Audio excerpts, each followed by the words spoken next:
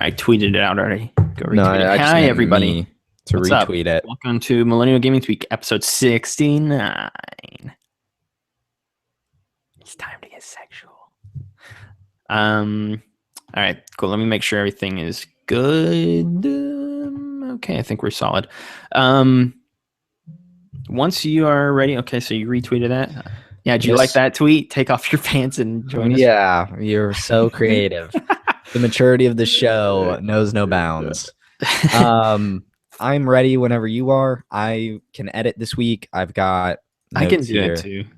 Well, that's fine. You can do it. I've got my notes all set up here. So maybe we should put this one up a little earlier if you get time to edit it quicker. Just Why? because especially, well, our first half of the show is going to be Game Awards, which is kind of timely. When is Game Awards? What day? Thursday. It's Thursday. So Yeah. if it goes up on Wednesday, it's okay. It's like less than 24 I will hours. Probably edit tomorrow. I can get it up tomorrow actually because I'm not. It's fine. Whenever you get it edited, yeah, we can talk about it off the show, off air. No, I want it on air. I want everyone to hear our backroom discussions. I'll edit tomorrow and put it up. That's fine. As soon as you get it done, you can just throw it up there. That works. Cool. All right, everybody. We are going to get ready to go here. And I don't like flying without these notes. You're winning me. I don't like it. I mean, we've got them. I mean, we'll I like structure. You know this. It's still got structure. I already told you. We're doing can't see the structure. Game Awards first, and then break, and then topics. PSX plus sex. PSX. Okay, so PSX is after the break. Yes. I figured we'd split it up like that. All right, sounds good. Okay, then cool. Episode 69 is a go here. We will begin in 3, 2, 1. Hey, everybody. Welcome to a very special, very sexual episode number 69 of Millennial Gaming Speak. We've made it all the way to everybody's favorite, most immature number 69. With me today on the show is Max Roberts. Hi, Max. Hello. It's actually 69 is a very large number when you think about it. It is. This show is we've been doing this a long time. I know. I'm actually really looking forward to 100, and I don't know what we're going to do for 100, but not a clue. Number 100. We should record it in person. If you think 100 is 30 weeks away. Yeah, I know. We should record it in person. I don't know how we would do that. Travel. What? Well, can we do the math? Hey Siri. 30 weeks from now is... What is 30 weeks from now? It's June June 25th. 25th. So June 25th. That'll be right around E3. That'll be right around our birthdays after E3. Right around Breath of the Wild's release. Yeah, about a week before Breath of the Wild releases. Or a week after. I will be in Indiana for a wedding in September, so it's a few months too early. We'll figure something out. We'll do something special for it. We'll have some sort of blowout. We'll do it in person when we're both at E3 because somehow we'll both end up there. I'm committed to going still. I'm very much committed to going. And I think we could probably get passes through the podcast, in all honesty. We'll figure something out. We might be able to. I can't afford these things. We've got 30 weeks to figure out the logistics. You've also got about 30 weeks to save up some money. Sell something. I sold an old guitar pedal on eBay this week. I made $75. I don't have a guitar pedal to sell. I don't know. Sell that dog. Sell that dog that's always in the room with you when you record. That's not my dog. You can still sell that. I mean, it's like when you sell kidneys on the black market. It's not your kidney. I do have so much junk, but I'm so attached to all this junk. Like I'll never sell my Millennium Falcon Lego set. Sell your Xbox One version of Kingdom Hearts 3. I don't have it yet.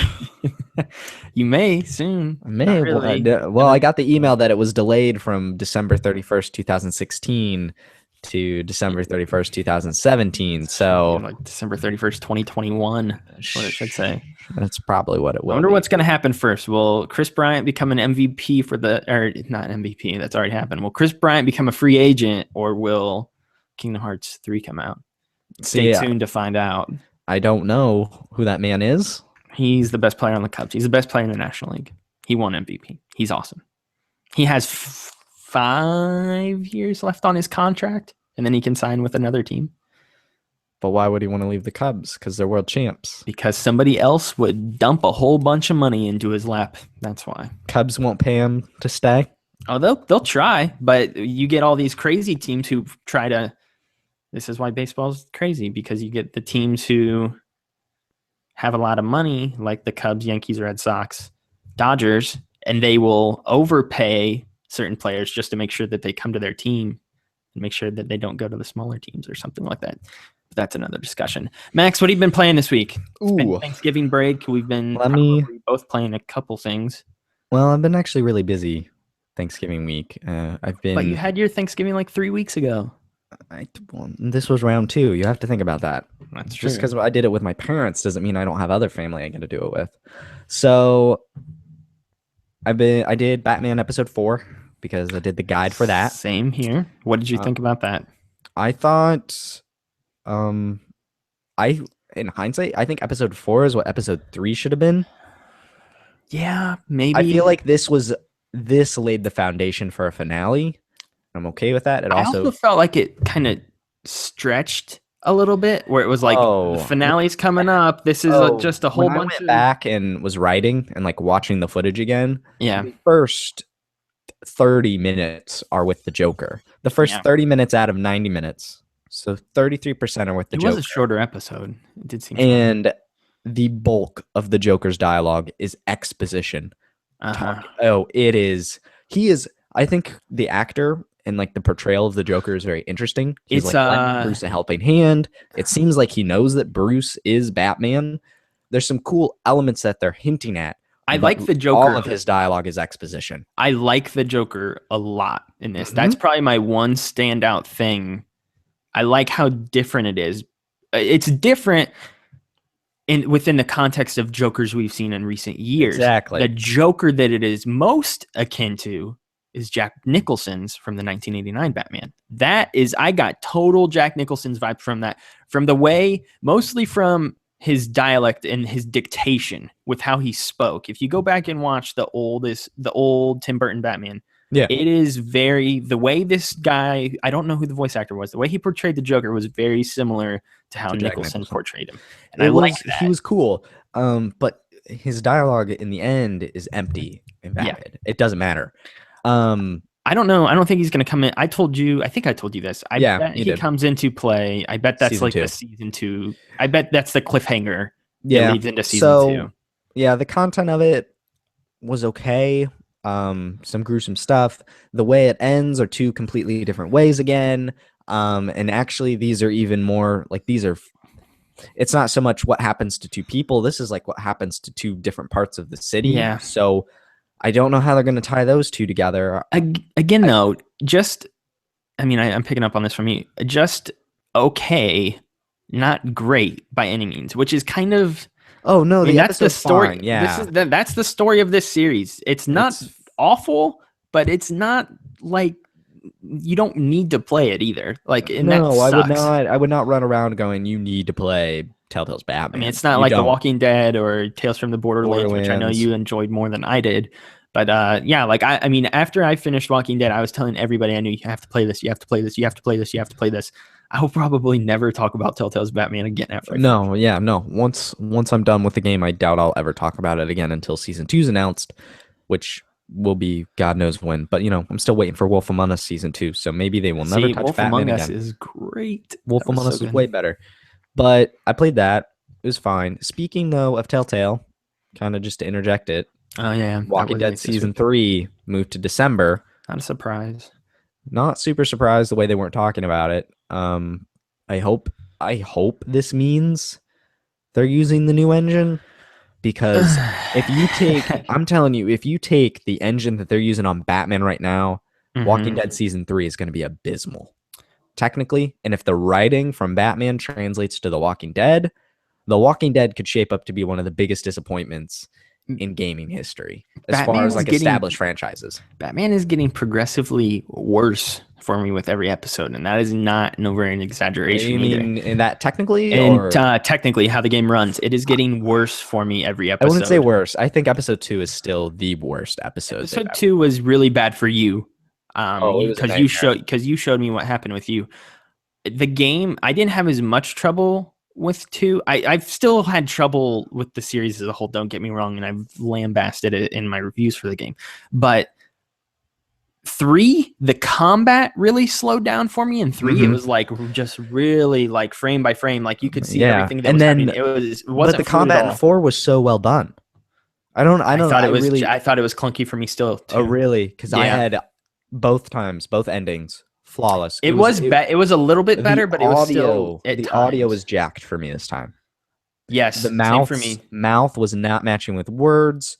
If you do the penguin route at the end, the audio is just gone in combat. The game crashed for me, froze up my PS4. Yep, it crashed for me too.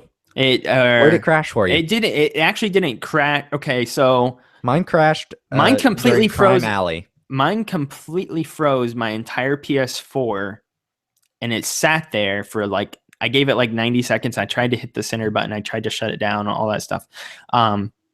And eventually it snapped back. And then when it did, it said games crashed, blue screen. Yep, Would you that's like what to happened to report me your on problem? Crime Alley. It froze for a good 90 seconds to 2 minutes. And I didn't want to shut my PS4 off or pull the plug out because I hate doing that. So I just tried to let it sit. And then eventually it rebooted back up. But yeah, the game's, I don't know. It's just it's fine. a rough ride, man. But anyway, Which sucks because, again, I'm really like we worried said, for Walking Dead season Batman. But yeah, I'm hoping The Walking Dead season 3 is good. We've talked about it too, how we have some reservations with that as well. We're not as hopeful for it now. I don't know. I'm hoping it's good. I do. There's a lot of new characters in that 3rd season, and I'm hoping they click with me the same way that certain characters from seasons 1 and 2 did. Yeah. I don't know. There's some things to be cautious. There's some it's cautious optimism at this point, I think, for season 3 of The Walking Dead. So we'll see how it ends up playing out. I've been playing Danganronpa 2, and I played a round of Battlefront this morning. Because you finally got Battlefront. Battlefront, $20, Ultimate Edition, all DLC. It was a good deal. That was a really good deal. Oh, it's insanely good. And so I played this morning. I did the Death Star. That's really fun, isn't it? Oh my gosh, that was cool. I was flying a TIE you. fighter. I didn't get picked for the trench run though, so I was mad. I hate that. Did they finish it before? Because if they shoot down, if you get picked for the trench run and then you get shot down, then there's like a 15, 20-second delay, and then somebody else gets picked to go. No, I never was like selected into it. Somebody must have finished it rather quickly then, because I'm good at the trench run too, and if I get picked like first, I can usually power through it and blast through it and blow up the Death Star within like 45 seconds. I was the other side of it. Oh, you were the TIE fighter. I was TIE fighter. Then you never get picked for the trench run. It said on the screen it was like picking people for a trench run. Yeah, it picks the rebels. It picks the rebels. Okay. One of those designated rebels. Those are the people I was chasing and shooting down. Yes, they are assigned to do the trench run, and then all the other X-Wings are trying to protect them. It's like in the movie where it's like, okay, we're going in now, and like I thought go in. When I saw that on screen, I thought what it meant was it's going to pick 3 X-Wings to do the trench run, and then pick 3 TIE fighters to chase them. Not TIE fighter. If you're a TIE fighter, you can go anywhere. You can chase wherever you want. All right, that makes a lot more. Now I'm not as. Now that I know that, I won't be as bummed next time. Now I just want to be rebels all the time, though. But the rebels is fun. Very cool. The flying stuff I was fine with, but when we got inside the Death Star to do the shooting, that's when I fell apart. I was like, I don't remember how this game works. I don't understand these perks. I don't understand my abilities. See, that's the thing. You're going to have to start from square one compared to, well, you may not be that bad because a bunch of the newer upgraded weapons and things like that are more centered on the Java contracts than they are actually leveling up. So you just need to go do those contracts for Java and you'll be able to upgrade weapons and stuff like that, which is fun. It gave the game like a sense of like accomplishment, something like Call of Duty does, where it's like you get 50 headshots and you unlock this and do this and you get this. So yeah, you'll have to walk me through it. But I bought it just for the X-Wing mission, which comes out in a week from Tuesday. December 6th, yeah. Week from Tuesday. That's all I cared about. It should be fun. I'm looking forward to it. Ooh. I'm excited. What about you? I bought Battlefield 1 and Titanfall 2. I have been playing Titanfall 2. I have not played Battlefield 1 yet. I'm about 2/3 of the way through Titanfall's campaign, if not more. It's really good. I like it a lot. And I'm playing on the hardest difficulty, and so I think it's been giving me a bit more frustration than it should. So I've been kind of trying to be lenient with it. But but it's good. And the thing I like about it is I'm finding that I'm trying to play it like a cover-based shooter every now and then, like duck behind cover and heal up and then try to pick people off from a distance. It's really not meant to be played like that. Like No, as it's a parkour shooter. you need to be jumping around and sliding on the floor and jumping on walls. And so anytime I try to kind of stand back in cover, it doesn't work out very well for me. And that's something I've started picking up on recently. So the pilot sections, which is what you're called when you're just on your feet, or that's what your character's called, a pilot. When you're just solo outside of your Titan, they can get a little bit frustrating at times, but I do like it, and I think that it's unique. I've not played a game, a shooter like this. The Titan sections are really fun.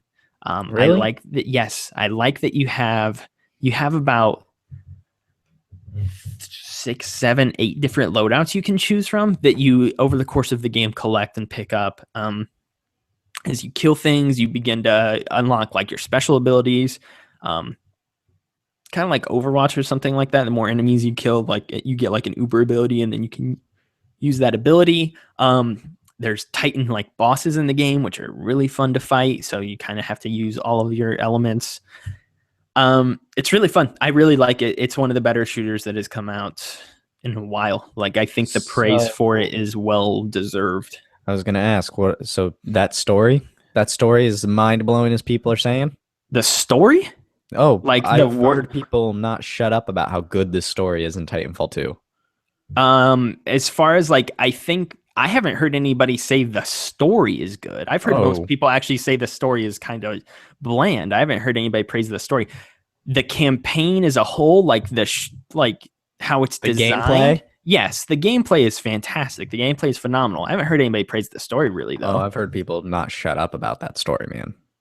I mean, it's fine. I don't think it's bad. I don't think it's bad by any means. It's nothing I'm going to write. But it's not something to go home about. Yeah. Yeah, it's fine. It's not. Right, it's not. It's. I won't. It's not bad by any means. I'll say that. But it's not. I like the relationship. I like the relationship between the Titan. I'm not looking for it to be bad. I've heard people say it's like this utterly amazing, fantastic story that you have to play. I'm like, I don't see it. Are you sure they're not just referring to the campaign as a whole, and they're not just calling it the story mode? No, they're saying the story. They're talking about that robot buddy of yours. I do like the robot a lot. I do that. I like the relationship between the Titan and the pilot quite a bit. That's the best part of the campaign. And there's some really unique sections. I just finished this one level where you get this cause and effect and cause. Maybe, I don't know. People are talking about that level a lot. Yes. You get a people say it's a great level. Yes, you get a gauntlet which allows you to travel through time. Yeah. And you can you're bouncing back and forth between the past and the future, back and back and back. And so like you'll need to like wall run. So you'll wall run on one wall that's there, and then you jump off the wall, and then you need to change time. And when you change time, there's a wall on the other side that in the future is now gone, but in the past is now there. Guacamelé's like negative world and positive world, like different how things you need to change it on the switching fly between the two. Yeah, it's really cool. It's cool. I've heard that's a really cool level. It's really cool. It's one of the more well-designed levels I've played in a shooter in quite some time, and it's funny because you get to kind of screw around with the enemy AI a little bit more too, because you'll jump in, shotgun some dude right in the face and disappear, and then you hop back in, you're hiding behind something, you're like, where are they going? We can't get a trace on this guy. Where is he? And then you pop up again, shoot 2 more guys, and they're like, how is he getting around so fast? So I really like it. I'm going to try to actually beat it tonight if I can. I may try to stay up late and finish it. I like it a lot though. I feel like Colin and Greg have been the two who have said it's just an average campaign, and I feel like everybody else I've heard who has said this is like one of the great campaigns this year.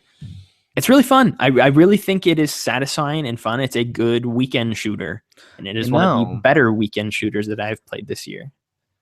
Is Titanfall 2 the game of the year material?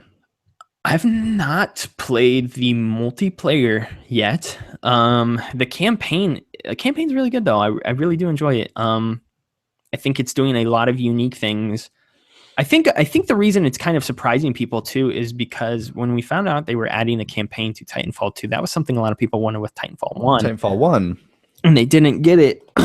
This time around, I think a lot of people, including myself, assumed it would kind of just be tacked on and would again be focused on the multiplayer, which it kind of is. I think the multiplayer is still the main course with this game, but the campaign really is great. And I don't know why we would expect less from like Vince Zampella, a guy who's created Modern Warfare 2.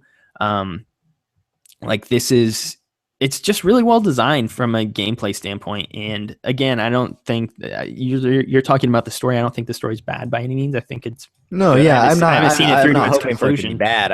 I've heard, the ultimate praises for this story, and I'm looking for someone to rein it in a little bit. And what I'm you've curious who said you've heard sounds. that from, because I honestly haven't heard any. I've been reading it on Twitter, man. Just people like, You follow man, some odd this people." story is amazing. It's good though. It's one of the better games I've played in a while though. Okay. Between that, I mean, it's been a solid year for shooters. Between that and Doom. And Gears is a third-person shooter. And then Battlefield 1, which I've heard nothing but good things about, but I'm going to jump into that next. And then I've heard good things about Call of Duty's campaign as well, which I want to jump into at some point. Overwatch. I'll just rent that. And then Overwatch, which, yeah, it's been a good year. So, yeah, that's about all I've been playing. I played a bunch of N64 games last night, though, too. Yeah, That was Mario the thing Party. I did. Played Mario Party. Mario Party sucks. Mario Party's awful. I hate Mario Party. Well, I you were hate it playing so the wrong much. ones. I hate Mario Party. Mario Party sucks in general. I've played Mario Party 2. I've played the good ones. Mario Party 2 is It a fantastic game, especially when they're all so bad. they're also good. And then 4 it's through 6. all based on luck. The It's all based GameCube on luck. entries are so good. It's all based on luck. GameCube That's why I entries are hate the it. bomb. Mario Party 2 requires no skill. It will ruin friendship. It's the That's pure why I friendship hate it. ruiner. There is It's so no good. It's so skill. silly. It's great. You can go on the Western level and cause hootenannies and be great. It is The frustrating. great grand hootenanny. The controls on N64 games, bad, not Oh. good any longer. Weird. We played Mario Party. We played Pokemon Stadium 1 and 2 last night. as Pokemon well. Stadium 1 is the bomb. Pokemon Stadium 2 is better, I think. I've never played 2 because I 2's never did Gold and Silver. So 2's awesome. We played the minigame collections on those, and then me and my friend also battled each other. Those games are still fun. I've got all my N64 stuff out now. I think I may play King Griffey Jr. Slugfest later. I've got that pulled out. So don't know what that is. it's a baseball game. So I was trying to set you up for this beautiful segue with your is Titanfall 2 Game of the Award material. Yeah, well, okay. I tried to set you up with a segue. Do you want to segue. mention any of the news or not? So, because we've got some slightly notable news this week, but I didn't feel any of it was too big. So we're going to kind of do something a little bit different here in the first half of this week's show, which we will talk about in a second. But did you want to talk about any of the news stories that we've got here? Quite frankly, I don't care. Okay. I can bullet point it for you. No Man's Sky finally got an update of substance. Sean Murray spoke. He did a tweet. And he did a tweet. He did. And it sounded depressed. It added base building to the game. And I was like, cool. I've heard people talk about the update already. Those have played it. I've heard better item management.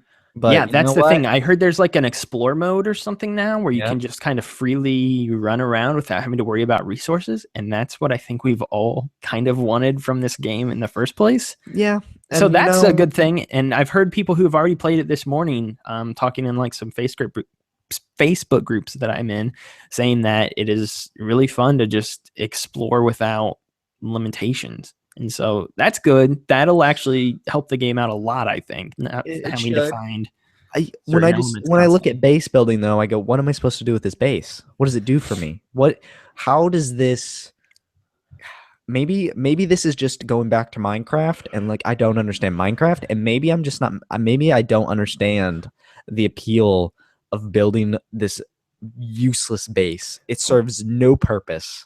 The one thing I will say about the base building is that maybe it gives you a sort of home, a place to continue coming back to, regardless of where you go. Do you remember how long it takes to fly between planets? Yeah. I'm not going to be flying between planets and the galaxies away just to come back to my little base. You might. Who knows? I don't think this game's for us. I really don't. I think I was just never meant to understand this, or Minecraft in particular, and I think this is a version of Minecraft, and I don't get it. But It's whatever. different. It's different. So I really don't. I will continue to say I don't think it's a bad game. I just think it's a very niche game. And it's not a game for myself in this scenario. Yeah. So yeah, that's they good. I'm broke the glad they've silence. broken their silence about that. And there's a lot to talk about with No Man's Sky. Uncharted I 4 think it's one of the DLC's more coming. interesting. Yes, it is. Which whoop-de-doop. And it's not single player. I mean, technically, I guess you can play it by yourself. Yeah, multiplayer update, which they outlined all of this months ago. They outlined their roadmap for this, so it's getting a horde mode style game.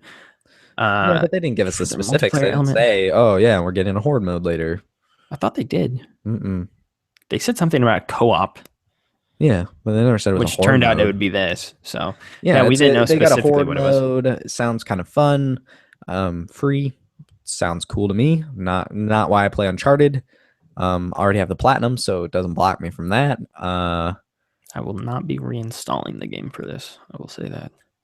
I'm sure it's fun. I'm sure it's fine. It's just not. Yeah, whatever. Got And 25 other things to play. And then there's just some rumors floating around that Marvel vs. Capcom 4 will be announced at PSX, We'll see. which I could see happening considering their deal with Capcom on Street Fighter Yes, that is the one thing that I think 5. influences So I can something. see a Marvel vs. Capcom. So think about this. Well, They've there's also got Marvel and there's Spider-Man. there's a Street Fighter tournament at PSX as well, right? They're having the Capcom Cup, so Capcom is going to have at PSX. They're going to Capcom's going to have a decent presence there. Oh, So yeah. it- So then, for sure, because you've got Street Fighter 5 exclusivity, and then you've got Marvel coming in from Spider-Man and Insomniac's game. So if you can bridge the two together, Marvel vs. Capcom 4, PlayStation 4 exclusive. I don't doubt that Marvel versus Capcom 4 is coming. Is it coming? Is the announcement coming to PSX though? I'm not sure. We'll find out. I've thought for a while that we would get this game though, especially after MVC3. I just played Marvel vs. Capcom 3 the other day for the first ever. time. It's a Yeah. fun game. I bought it when it launched. It's cool. It's all Well, right. I like the Too bad. concept a lot. I like chose Beautiful Joe and Wolverine, and that's just kind of silly and goofy to me. Yeah, it's I fun. miss It's fun. Beautiful Joe. That's really what it did. It got me thinking about Beautiful Joe. Did you ever play those games? Never played those games. No. Ooh. I played them at a friend's house. Aren't they brawlers? It's like a side scroller kind of brawler. It's not like it's really good. You should look up a little bit of gameplay. They're fun. I think I've played it like once or twice at a friend's house. I have one on PS2. They're fun. Really good games. Great And- style, character. They are has a real stylized, presence. something else. It has a real presence and heart. But So yeah, that's our really the notable news. news for this week. Not a lot that of notable. it because it was a short week, Thanksgiving, all that stuff. So And Black Friday. I'm sure no one really wants to announce things true, this too. weekend. So yeah, I decided to call a bit of an audible this week so that we wouldn't be talking at length about any of those kind of ho-hum news stories and would instead be doing something that we did last year on the show, which is looking at the Game Awards nominees and talking about who we think will win in each of the categories. So as you know, the Game Awards are coming up. They're happening this Thursday. If you're listening to the show the week it happens, that'll be December 1st. It's being streamed everywhere. I think it's even on Twitter this year. So if you want to watch it, If I've read Jeff's tweets correctly, I think it's even being streamed in VR. pretty sure it is. Yeah, HTC Vive. I know they've got something there. I don't think anything with PSVR, but I think with Vive and possibly Oculus as well. Dude, they've got to do stuff with PSVR, man. They Stuff will. like that. We They need will. that. It's just going to have to happen through the apps. So that'll be something Which that is I fine. think PSVR is still so early on. Oculus and Vive have kind of been in beta for a while, so they've been at least able to try out work out the kinks with some of this stuff more than PSVR has. So yeah, the Game Awards are happening this Thursday. I will be there, fourth row, left side or right side of the stage. Look for me. You were on the left. Oh, if you're on stage, if you're on you the were right. looking at the stage, it's right. If you're on the stage, it's left. Oh, sure. So yeah, I'll be there. There, I'm gonna look for you. Okay, so look for me. See if you see me. I'm gonna do a little screen cap. It'll be great. Yeah, you should, and totally tweet that at me if you find it or text it to me. So anyway, we're going to break down their nominees this year for all their different categories. Not all of them, but Okay. and we won't be breaking them down in depth either. So there's a lot of categories here. They don't even give out awards for all of them on the show. They say, and winner earlier was this guy. I mean, same thing with the Oscars. There's millions of Oscar winners. Maybe not millions, but there's tons of Oscar winners, tons of Emmy winners that you never hear about on the actual show that happens. So we will be talking about the nominees and talking about which ones we think should win. So, Max, I'm going to start us off here. I'm guiding us along. I've got the page pulled up here. So do I. I've got it on my phone. We're going to start from the bottom and work up towards Game of the Year. So we start at the very bottom. This is a fan award. This is for most anticipated game. And their nominees are God of War, Horizon Zero Dawn. See, that game is anticipated, Max. That game is anticipated. Mass Effect Andromeda, Red Dead Redemption 2, and Legend of Zelda Breath of the Wild. Which one we'll do this for all of them. Which one do you want to win? Which one do you think will win? Okay, my answer for this one, yeah, that's fine. My answer for this is the same. It's Legend of Zelda Breath of the Wild. I agree. I think Zelda will win. I want Mass Effect to win. You want Mass Effect to win? Okay. I mean, it's such a I know award, but I voted for Mass Effect personally. And the reason I say that I think it will win, or I really think it should win, is because it's the game out of all of these we've seen the most of.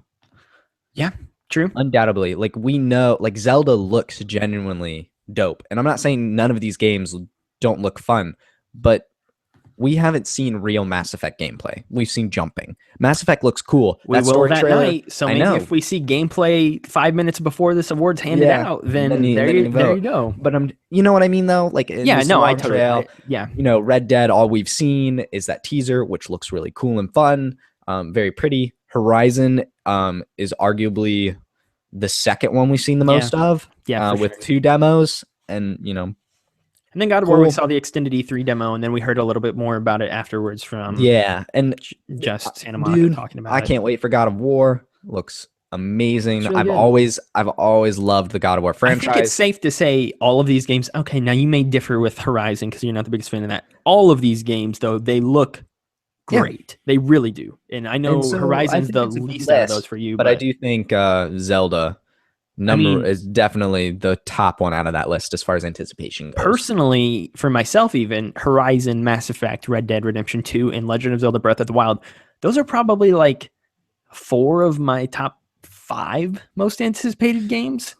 So yeah, I mean, it's shaping up to be a solid list of games over the next couple of years. So it's really gonna be good. I think that will go to Zelda though, even though I want to go to Mass Effect. We will skip best fan creation because who cares? Trending gamer. We may as well touch on this one because I don't know if we have huge opinions on it. But our boy Greg won last year, which is nice. So he's reigning champion or reigning trending gamer. This is just kind of a dorky award that goes to it says for a streamer, influencer / media member who made an important impact on the industry in 2016. And you've got YouTuber Angry Joe, you've got YouTuber Boogie2988, you've got Danny O'Dwyer, who formerly of GameSpot, now with No Clip Video. You've got Jacksepticeye, don't know who that is, and you've got Lyric, don't know who that is. I think they're both YouTubers or streamers.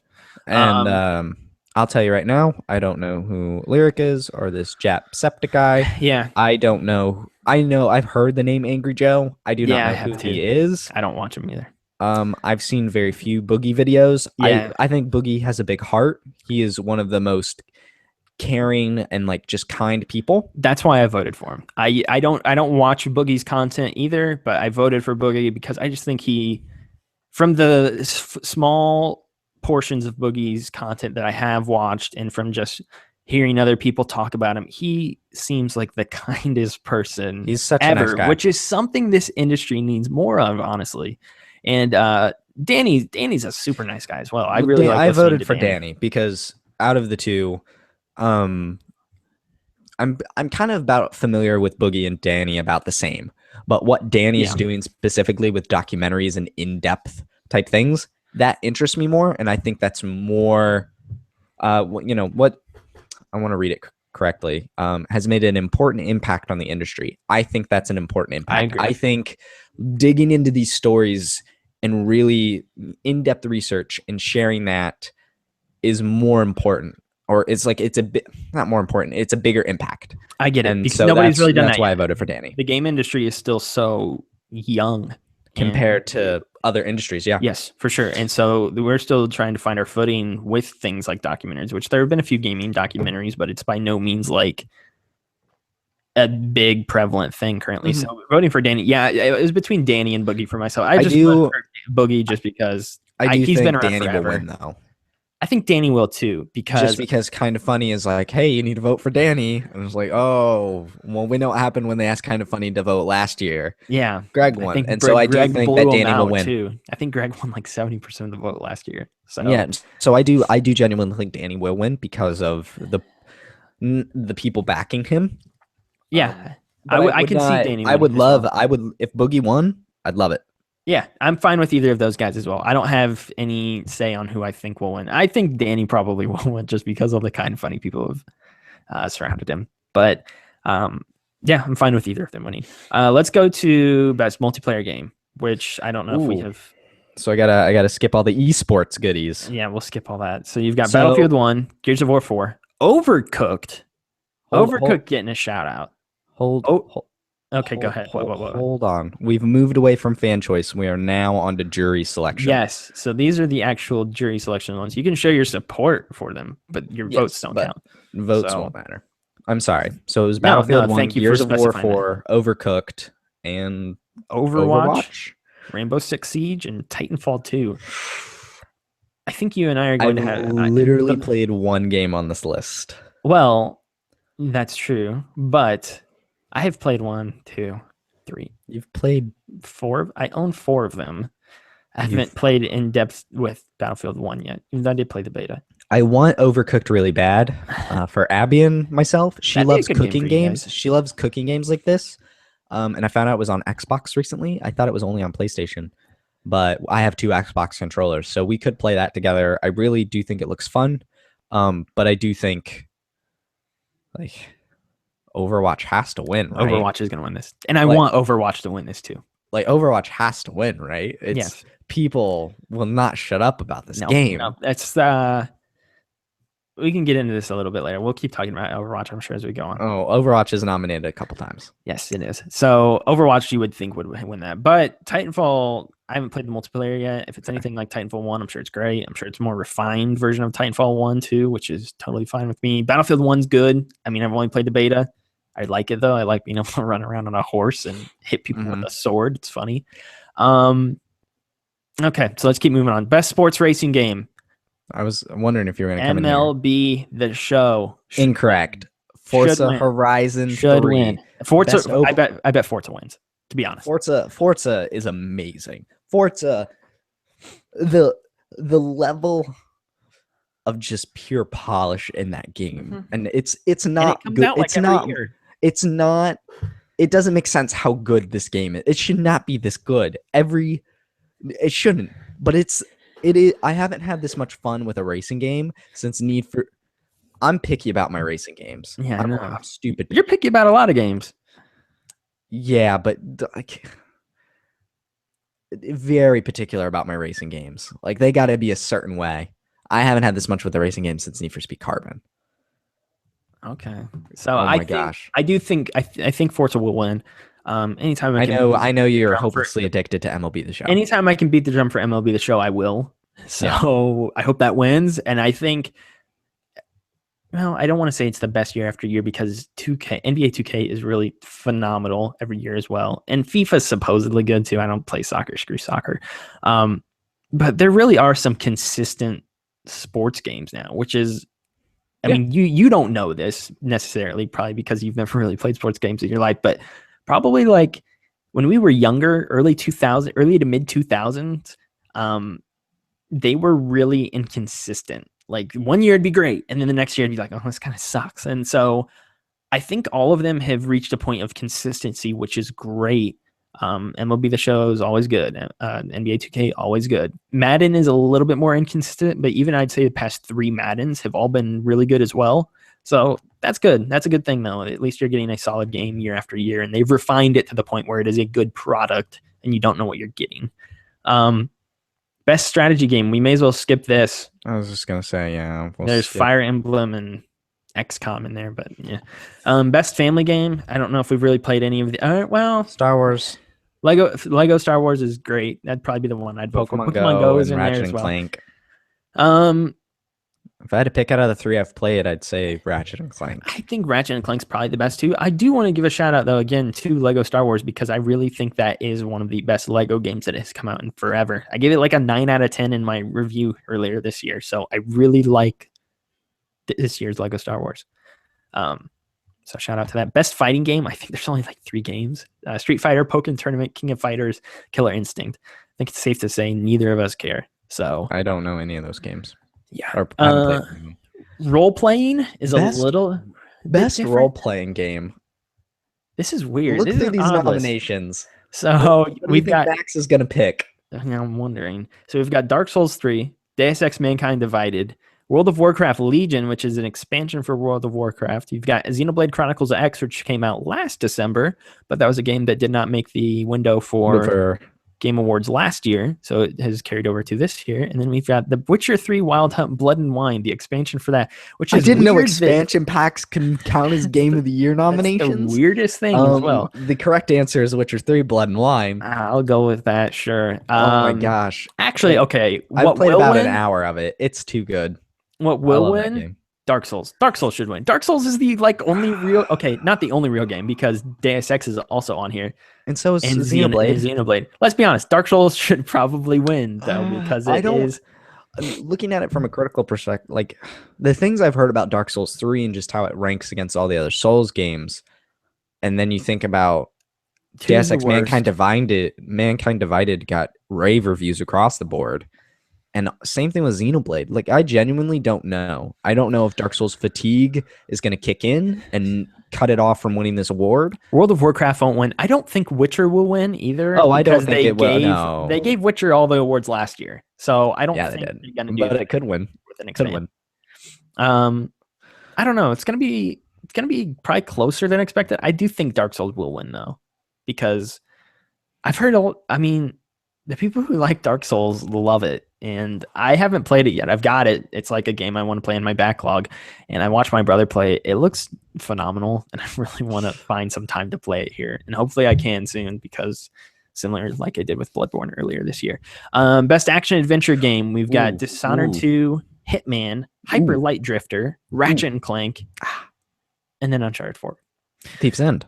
Um, So you want to hear Best who I want to action win or who I adventure game. think's going to win? I'm gonna tell you. I'm gonna be honest with you. I don't think Uncharted wins, and here's why. Oh, no, it I'm seems I'm with you as well. I don't think it because wins. there is a precedent that the game that wins Game of the Year, which I think probably will be Uncharted 4, Ooh. we can get to that later, typically does not win its own category because they try to spread the love around to the different games. So I don't think Uncharted's going to win this, but I think it may win more awards later. Well, So my go ahead. reasoning is it says the best action adventure game combining combat with traversal and puzzle solving. Now, Uncharted 4 was the best Uncharted game out there, but the gunplay across all, I'd say 2, 3, and 4, is pretty much identical. Traversal with the rope is a new element, and it's what's that great. I love the magic rope. The puzzles in this game are perfect for Uncharted. It's like the right pacing. They're not too hard. They're not too easy. They're like boom, bada bing, in and out. It's a perfect Uncharted game. But as an overall action adventure game, I think Hitman is going to win. Hitman, Interesting. Which has been gaining some steam these Oh my last few gosh. episodes. I've played the first 3. I have not played the last 2. I've heard those are the best Exactly. because they've been able to refine it as Mhm. it goes. It is this big open world stealth puzzle game, man. It combines the action, it combines the traversal in ways of sneaking in and out of these places and killing people in absurd ways I've never even thought of before. And then it's that puzzle. It's that you have to kill this person and you have to do it without being seen. And there's so many different creative ways. I genuinely think Hitman will win, but in my heart, I want Uncharted to win as many awards as possible. I don't think Hitman's gonna win. I think Really? it is going to go to Dishonored because I've Ah. heard nothing but rave reviews from Dishonored. I did not like my first hour with it, but I don't think Hitman's gonna win because the episodic thing is going to hurt it. I don't know how many people who will be voting for this will be able to view it as an entire product. it's done now. You can buy it all at once. I know it is. Okay. And I'm sure the people who are voting on this they're being objective. They're voting for the ones that they think is obviously the best. Right. I mean, it wouldn't surprise me if Uncharted 4 wins either, I guess, but it typically seems like they try to spread the love around, and I can see Dishonored here winning. Right. I've heard nothing but, I mean, Dishonored got fantastic reviews across the board, so I could see that winning here. That's honestly, I don't know. I need to play Dishonored before I can speak to it. But So what about- Ratchet and Uncharted 4 are both good. Ratchet's great. Those are two I've I played. let someone borrow it right now. You want to Best move on to action. action game? Yeah, action game. Best action game. So we've got Battlefield 1, Doom, Gears of War 4, Overwatch, and Titanfall 2. It's Gears of War 4 first-person shooters. And It's Gears of War 4 to me. I've played none of these games. So you really can't speak to it. Based off just my personal preference as a gamer alone, as far as an action game, I would pick the third-person shooter, which would be Gears 4. Never Yes. played a Gears game in my life, but like action games, when I think action, I think third person. I think Same set here. pieces. I think these environments. And correct me if I'm wrong, but does Gears of War have all of that? Yeah. Yeah, it's like, to me, I would want Gears of War to win just based off my personal preference. I But agree. again, I've played none of them. But But I can speak to the next topic a little bit. I feel like Gears needs to take home an award too. Like I feel like it is deserving of an award, so may as well give it this one. I don't know. I typically feel like they do try to spread the love, and no one thing ever wins all of the awards. So I could see Gears winning there. Let's move on to best VR game, which is a new category this year because VR. So the nominees are They're Batman. already wrong. But What? whatever. They don't have the winner in here. They didn't nominate the winner. Super Hypercube. No, it is not in here. Because it's, I don't know, you do the one thing. The nominees, however, though, Batman Arkham VR, Mhm. Valkyrie, Job Mhm. Simulator, Res Infinite, and Thumper Max. I'm giving it to Arkham VR. I think I'm Arkham VR gonna. should win as well. I'm I gonna like tell ya- I like Res a lot. I really do. I'm I'm gonna vote for Arkham VR though, because it helps that game more than any of the others. Really help wrap my mind around how VR would work. It uses good functionality with the Move controllers. I think that one should and will win. okay. Off the bat, I cross out Thumper because you can play Thumper without VR. It's better. It's way better with VR. VR. Same with Res though. You can play it without the headset. It's supposedly better with VR. I don't know about that, but I knock Res out. Res is definitely better with VR. Definitely. The aiming for shizzle. Sure. The Job what? Simulator. I said the aiming for sure. Aiming in Res is better with VR. The whole thing's better in VR. Like every aspect of the Well, game. If you've listened to the show, you know how I feel. You're about on an Res. island alone with that opinion. by I the way, as know. well. I wish I could get it. I don't. Job Simulator I have not played. I do what the few demos I've given to people. Like I actually on Thanksgiving took my VR headset over to some friend's house, and I actually had I think a total of 17 people try VR. Jeez, better be I wiping sold it 2 down. of them. Literally 2 people bought them right there. Nice. I was like, I wish I could get commission off of this. Job Simulator is great. A couple people played Job Simulator one. and really loved I it. like it a lot. It's funny too. Yeah, it's cute. It's a good quirky. VR experience. It like again another game that helps Valkyrie. you wrap your mind around it. Yeah, Valkyrie I did a demo for. Yeah, it's I'm fun. not really feeling it. Arkham VR is probably the most magical VR experience I've had, Yeah, I agree. and I think Batman top to bottom on that list wins. I think I do think though it goes to Res. you do think it will go to Res. Oh, I think it goes to Res because I think the media will not shut up about how much of a godsend this game is to Because VR. it is. Because it is. You are on again. You're I on don't an get island it. alone. Area X was infuriating. I was not transported to a magical place.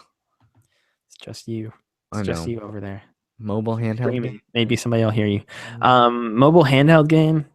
I don't know. Nothing really. Pokemon Go probably only because I would vote for Pokemon Go just because it changed the world for like a month. I've never seen Yeah. anything It's a like that phenomenon, man. happen. For the entirety of July and bleeding over until probably the end of August, I never saw anything like that in my life. With the amount of thousands of people all around me playing the exact same game. So I would vote for it for that. And in fact, it may be higher up on my game of the year list just because of that. I don't think the game itself is good, but I think what the game spawned in this country was well needed. And if they could have released it after the election, heck, maybe it would have been even better and more needed at that time. Best independent game. This is an interesting category, actually. We've got Firewatch from Campo Santo. We've got Hyper Light Drifter. We've got Inside. We've got Stardew Valley, which I really want to play, and I'm hoping they bring it to Vita. I was gonna say it has to come to Vita for me to even think about playing it. I would like to try it out because I've heard nothing but just raving reviews from it. And I know it's like a Harvest Moon type game, but I would like to get my hands on it for myself. And then The Witness, which is expertly crafted, but isn't for everybody. I would do want The Witness. I do. Which one do you want? Which one do you want to win here? This is a tough one for me because there's two games in here that I genuinely love, both of them. But I do think when I look at both games, I think it comes down to I think Inside, Inside- Firewatch, and Witness is for my me three. personally, I think if I had to pick one of the two, Firewatch or Inside, I would have to pick Inside. And I do think Inside also wins it. I think Inside wins it. I would pick Inside as well. Inside is on another level of craftsmanship. Yep. It is polished to the upteenth degree. I think it tells a very engaging story that motivated me to keep going without using any words. I think the puzzles, kind of like Uncharted, were just right. Nothing was too hard, nothing was too easy, except one time, like even like when I'd walk away when I was frustrated with a puzzle and I came back, it didn't take much longer after that. Like this game is so well crafted. Yeah, I agree. Everything you said, every little detail in the world, especially at the end when the thing happens, which I will not disclose. When that happens and you start running around afterwards, the reactions in the environment from the people who are onlooking is so. I mean, every little thing that happens in that after that moment in the game was so well crafted and so well planned out, and there's so many little things that you wouldn't notice happening unless you were paying attention to it. It really is. Every single thing in that game is so down to the nitty gritty, is so well designed. Can't wait for Playdead's next game. And I would vote for Inside, and I hope Inside wins. But the one other game that competes with it like that in that way is The Witness. And while The Witness is not personally like a game that I am in love with, puzzle games aren't like hugely my thing. The Witness is so freaking well designed. It might be the most well designed puzzle game ever. And I mean, it got tens. Like from multiple outlets earlier this year. And so that speaks to how well crafted that game is. The Witness is really special, and it is really, a bunch of people have gone as far to say it's like one of the defining games of this generation so far. And I wouldn't necessarily disagree with them because of what it is doing. Because it is a puzzle game, it does puzzles better than probably any other game that I've played in quite some time. The Witness and Inside are both so well made. It's insane. And they both had really long dev cycles, so it makes sense that they're this well made. I really think it's a toss-up between those two, with which one will win. And Firewatch is on the list too. Firewatch, I think we both enjoyed. I've kind of retrospectively... You're different. Yeah, you're on the other end of the scale. I've not looked back on it as fondly as you have. But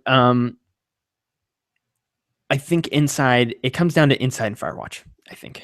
Or No, not you Firewatch, meant I'm Witness. sorry, The Witness. I think it comes down Yeah. to those two, and I think it's because they are both so well designed. And so Yeah. I think it's honestly a coin flip. I don't know which of those two will win, Right. but I hope it's Inside So- because I did prefer Inside, but it's not a puzzle game that made me want to go cry in a corner. We're gonna skip games for Impact because I don't think either of us have I played don't those. know any of those games. Never heard any We of them. could do best performance, but honestly, I think it's splitting hairs. No, we have to.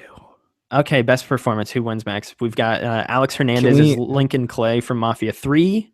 We've got Sissy Jones as Delilah from Firewatch. We've got Emily Rose as Elena from Uncharted 4. Nolan North is Nathan Drake from Uncharted 4. We've got Rich Sommer as Henry from Firewatch. And then we've got Troy Baker as Sam Drake from Uncharted 4. There's no category on here that's more divisive for me personally than this one right here. Because when I was scrolling through the list, it starts with Lincoln Clay. I'm like, all right, yeah, sure, whatever. I get down, I see Sissy Jones as Delilah. I was like, yes, she's it. And then the next one I see is Elena, and I'm like, oh no. And then Drake, and I was like, no. But I think personally, in the end, I think it's Emily Rose as Elena in Uncharted 4. Her performance in that I'm game, leaning towards that as well. her That's the one I'm performance in that game moved me both times I played it. Just her performance as Elena and Elena's role in that game really hit home with me. That's who I want to win. I seriously could not tell you who I think would win. I have no Because idea. all Either. five I don't of even those- know who I want to win. I don't know if there is one that I want to win. I don't think Troy will, just because his character's not established. I think it's going to go to either Emily or Nolan North. I think people may be more prone to vote for Emily because Nolan North is Nolan North. He doesn't need another award on his shelf necessarily. Wow. So I think it could go to Emily Rose. I agree. And her performance was fantastic. That's not anything saying, well, I think she wins by proxy of not being Nolan North in this scenario. Her performance was fantastic in Uncharted 4. I don't know. That's a big shoulder shrug for me, though. I have no idea what's going to happen. I have no idea what's going to happen. Oh my gosh, this is so difficult. We've got a couple more here. We're getting down to the nitty gritty. Best music and sound design. Did you want to do that one? Yeah. Okay. So we've got Battlefield, Doom, Inside, Rez, and Thumper. Battlefield always has the best gun sounds, I will say. Doom has some awesome Doom music. has a great soundtrack. Awesome performing music, live at the which Game will be Awards. really cool. Doom has a great soundtrack, and the guns and the sounds of the world it's really good. It deserves to be on this list. Inside, it's good, but I don't know if it should win in this category necessarily. I would. You think it should? I do. I'll explain why. We've got Rez and we've got Thumper, both music-based games. I voted for Rez just because I want Rez to win something. I have no idea who's going to win this one, though. Thumper is very aggressive in your face. I get it. I get why it was nominated. Rez has been around for 15 years. Everyone praises its soundtrack as the most majestic thing ever to grace our ears. Inside, which I'll talk about in a second. And better little boy about Rez. I don't get it. But anyway, Inside, the reason I think Inside will win goes back to that point we're talking about how it's so meticulously crafted. And there was actually an article I read a while ago about the sound design in Inside. And I want to pull it up specifically just so I can Inside sound design. There are certain Skull things in Inside that I am thinking about, even like the pitter patter of your footsteps and how that comes into play with like certain areas and things like that. I want to see what he specifically used it for, but the sound designer for Inside used a human skull to make some of the sounds. I'm not even kidding. That's creepy. That's some creepy Foley. It's terrifying and creepy. But he used it specifically. I think he pushed all the sound through it. So yeah, recreate the sounds as if they were if the sound were happening inside your head. So like I can send you an article, but there's pictures. Like he used a genuine human skull and passed audio through it to make it sound like I feel like he went above and beyond and that talks about this meticulous nature of this game. No one needs to do that. No one needs to be that creative and like pump sounds through a human skull just to recapture it. It was obviously expertly crafted and very well thought out. Yeah, I personally want that to win. But gosh, The only reason why I could see Rez winning. The only reason why I wouldn't do, I don't see Rez winning just because it's an older game.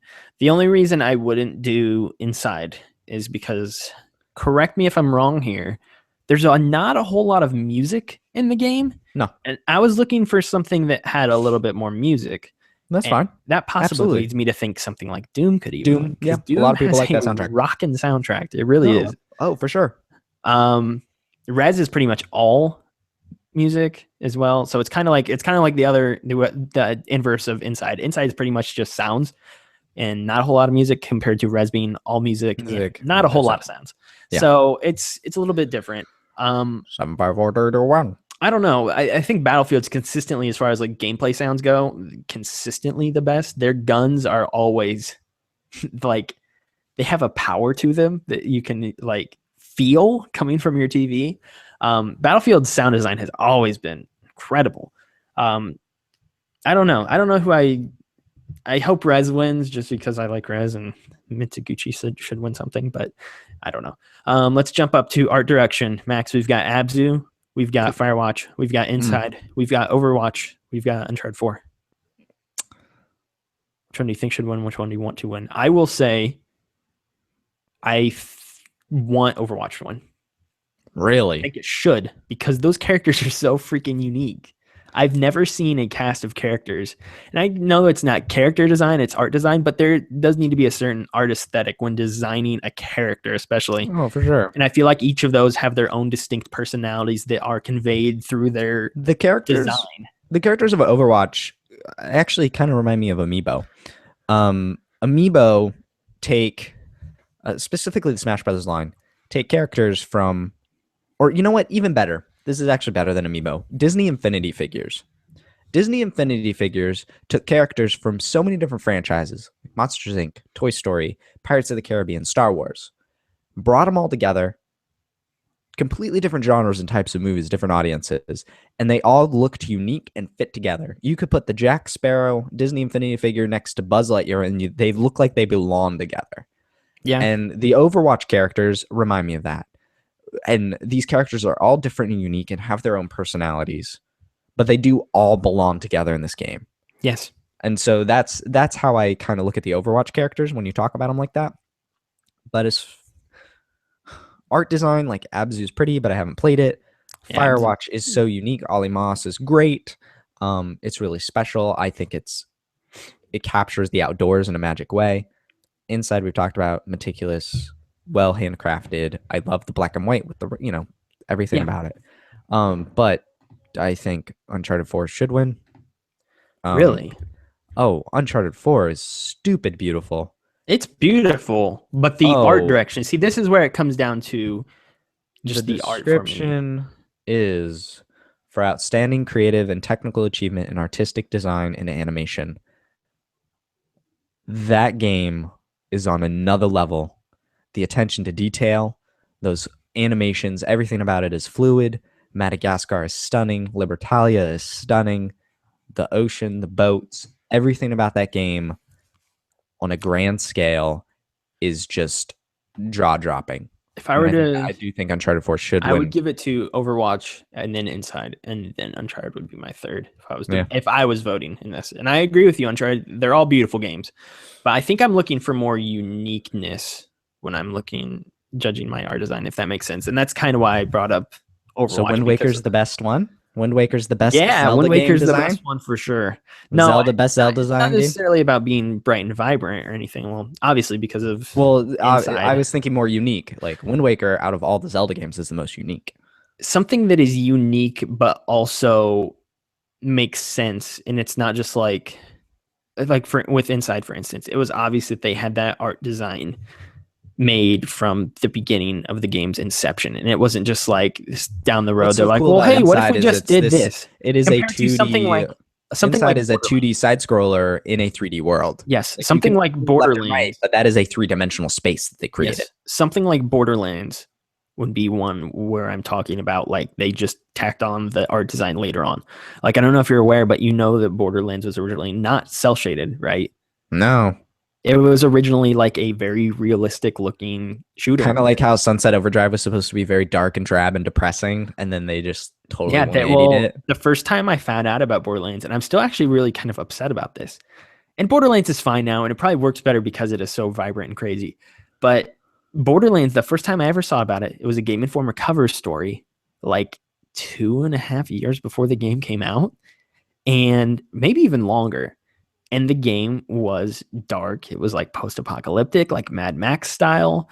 It was really cool looking though. Like I thought the art direction with that original concept was really cool. And then the game went away and I never saw it for like the longest time. And then when it came back, I was like, what is this? This is not the game that I wanted. So it was totally different. Probably worked out for the best, but anyway. Best narrative. Oh boy, I wonder what Max is gonna choose. Oh wow, you're right. I looked up the cover story for Borderlands. Yeah, Diablo meets Mad Max in this groundbreaking 4-player cooperative first-person shooter. it looked cool though. I really thought it looked That cover's pretty cool. I thought it looked awesome. No, I totally see where you're coming from. So I was upset when they changed it later. And the thing is, when they changed it later and then re-revealed the game, that was when it showed up on most people's radar. I had been stalking Borderlands for 2 years before I think most people ever heard about it. Yeah, I was a Borderlands hipster, and then I was disappointed when it didn't turn out like I wanted it to. But yeah. All right. Best narrative, right? Best narrative. We'll try to skip through these last couple here. We've got Firewatch, Inside, Mafia 3, Oxenfree, Uncharted 4. It's Uncharted 4. Uncharted 4. Okay. Uncharted we can move 4. On. No questions asked. Yeah, we can keep moving on then. Best studio or game direction? Blizzard, DICE, id Software, Naughty Dog, or Respawn? Naughty Dog. I think Blizzard should win. I think Blizzard should win. And recognizing a game studio for outstanding creative vision and innovation in game direction and design. I think Blizzard has changed the esports scene with Overwatch. I think Blizzard has changed multiplayer shooters with Overwatch. I think a lot of things. I think they modernized TF2. Yes, I think Blizzard has changed a lot of multiplayer conventions that will now be considered normal in the future because of Overwatch. I think they've done that in a console space. And they've done it in a console space, which is also very important. Overwatch takes TF2, it takes MOBA tendencies, and it blends it together in this very fun game. It's cool. Not knocking it. But just like on the scale, I do think Naughty Dog is better. More par for the course from Naughty Dog, though. I mean, that's my thing. I feel like Blizzard has changed things, and that's why I would give that to them. But I think Naughty Dog has raised the bar. Naughty Dog has set the bar. Say whatever you want about Uncharted 4. It did not drastically change anything, I don't think. And you may disagree with that. I don't know, but I don't think games moving forward are going to be changed necessarily because of Uncharted 4. People may look at it as influence and say this is something we should strive for, to have this type of quality, this type of polish on our game. That is change, man. True, I agree with you, but I think, like you said, you just think Blizzard found a way to change multiplayer shooters. They found a way to modernize it. They found a way to include MOBA tendencies, which are usually only found in the PC space. I think the fact that Overwatch is succeeding on consoles is also very important. I think Overwatch is the most important game of the year. I really do. Okay. That's into our next one, which is Game of the Year, which we can now talk about for a second. So I don't know who's going to win studio either, by the way. It's going to be Blizzard or Naughty Dog. It's going to be one of those two. I don't know which one. Out of those two. Game of the Year, though, it is Doom, Inside, Overwatch, Titanfall 2, surprisingly, which is really shocking. Even though I think the game's awesome. But really Game of the Year material? I think this year's weak, so I think honestly anything could have gone there. Titanfall 2, it's fine with me. Could have been Titanfall. They could have put Witcher 3 Blood and Wine in there, apparently. Titanfall 2 and then Uncharted 4. Okay. So I think our audience knows what I want to win. Well, everybody knows what you want to win. And I think exactly. I think it will probably go to Uncharted. But yeah, it will. The other game that could win is Overwatch. It's I going to be between disagree. Overwatch and Uncharted. I disagree. I personally want Uncharted to win. Surprise, Inside is surprise. lurking, I will say, if you're I going to think mention Inside. it's between Uncharted and Inside. I think Inside is going. Like if Inside won Game of the Year, I would not be surprised. What about if Overwatch won? Would you be surprised? Yes. You would. Oh yes. If it won Game of the Year, I Game think of it. the Year, the best game I'm- out of the year. You realize the community that Overwatch has, right? You Oh, I realize do. It's how unstoppable. I work huge with that I game work is. with I work with some people at Chick-fil-A that love Overwatch, and like one of them was like all over the Sombra stuff, and I talked to them about it, and that's kind of how I've stayed in touch with the community, even though I haven't played last time I played was with you with Sombra. But I want to see. This is where I'm torn on the game that I prefer personally, and the game that I think deserves the award. And so, because when I was tweeting these out the other day, I was like, Uncharted 4 should win. And that was probably, out of this list, that was probably my favorite game out of this list. But Right. I really think Overwatch should win. I really do. I think it has just changed everything. I haven't seen a community thrive and be so excited and so fervent about a game in so long. And Overwatch is that game. I think Overwatch is the game of the year because of the community surrounding it and because of what it's done. Everybody, and because it's mainstream too. Like it's good for casual players and it's good for hardcore players. Like I feel like everybody I know has gotten into Overwatch. Like It's it has become, it is really prevalent and it is really blowing up. And all of those characters have become so. This is also to me what speaks to Overwatch this year, and also why I think it should possibly win Game of the Year, is because all of those characters have become so synonymous with that game. And they're also so recognizable, and everybody knows who they are. I can name you the entire Overwatch roster right now. I know you can't probably, but I know every character on that I roster. can I see haven't their played it a ton. faces. I can't tell you all their names. It would take me a while. But when I think of Game of the Year, I was just gonna say one more thing too. Okay. There's been like memes and things about this game too, which Yeah. like if you like most people understand and they get, like there is like inside jokes with this game. Like Yeah. No, there's a community, there's a fervent community surrounding this game. And that's what's giving it life.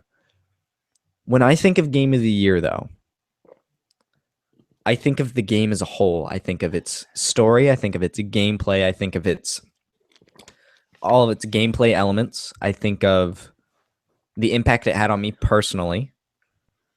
And then like its technical prowess and all of that jazz.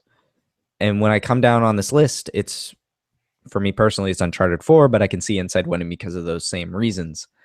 And Overwatch is a great multiplayer game. And yes, there's apparently a story, but it's lurking around on this internet, and it's this thin line between fan fiction it's and not meant what's to be official. a story game though. No, it's not. That's It's like me judging Uncharted as a on a multiplayer game. No, but when I look at it, me personally, Game of the Year, I see this very loose story because there is official stuff from Blizzard, but it's not directly tied in, and there's like references, like Tracer will say something when she's on the team with the Widowmaker and stuff, and it's like those references can fly above your head or not.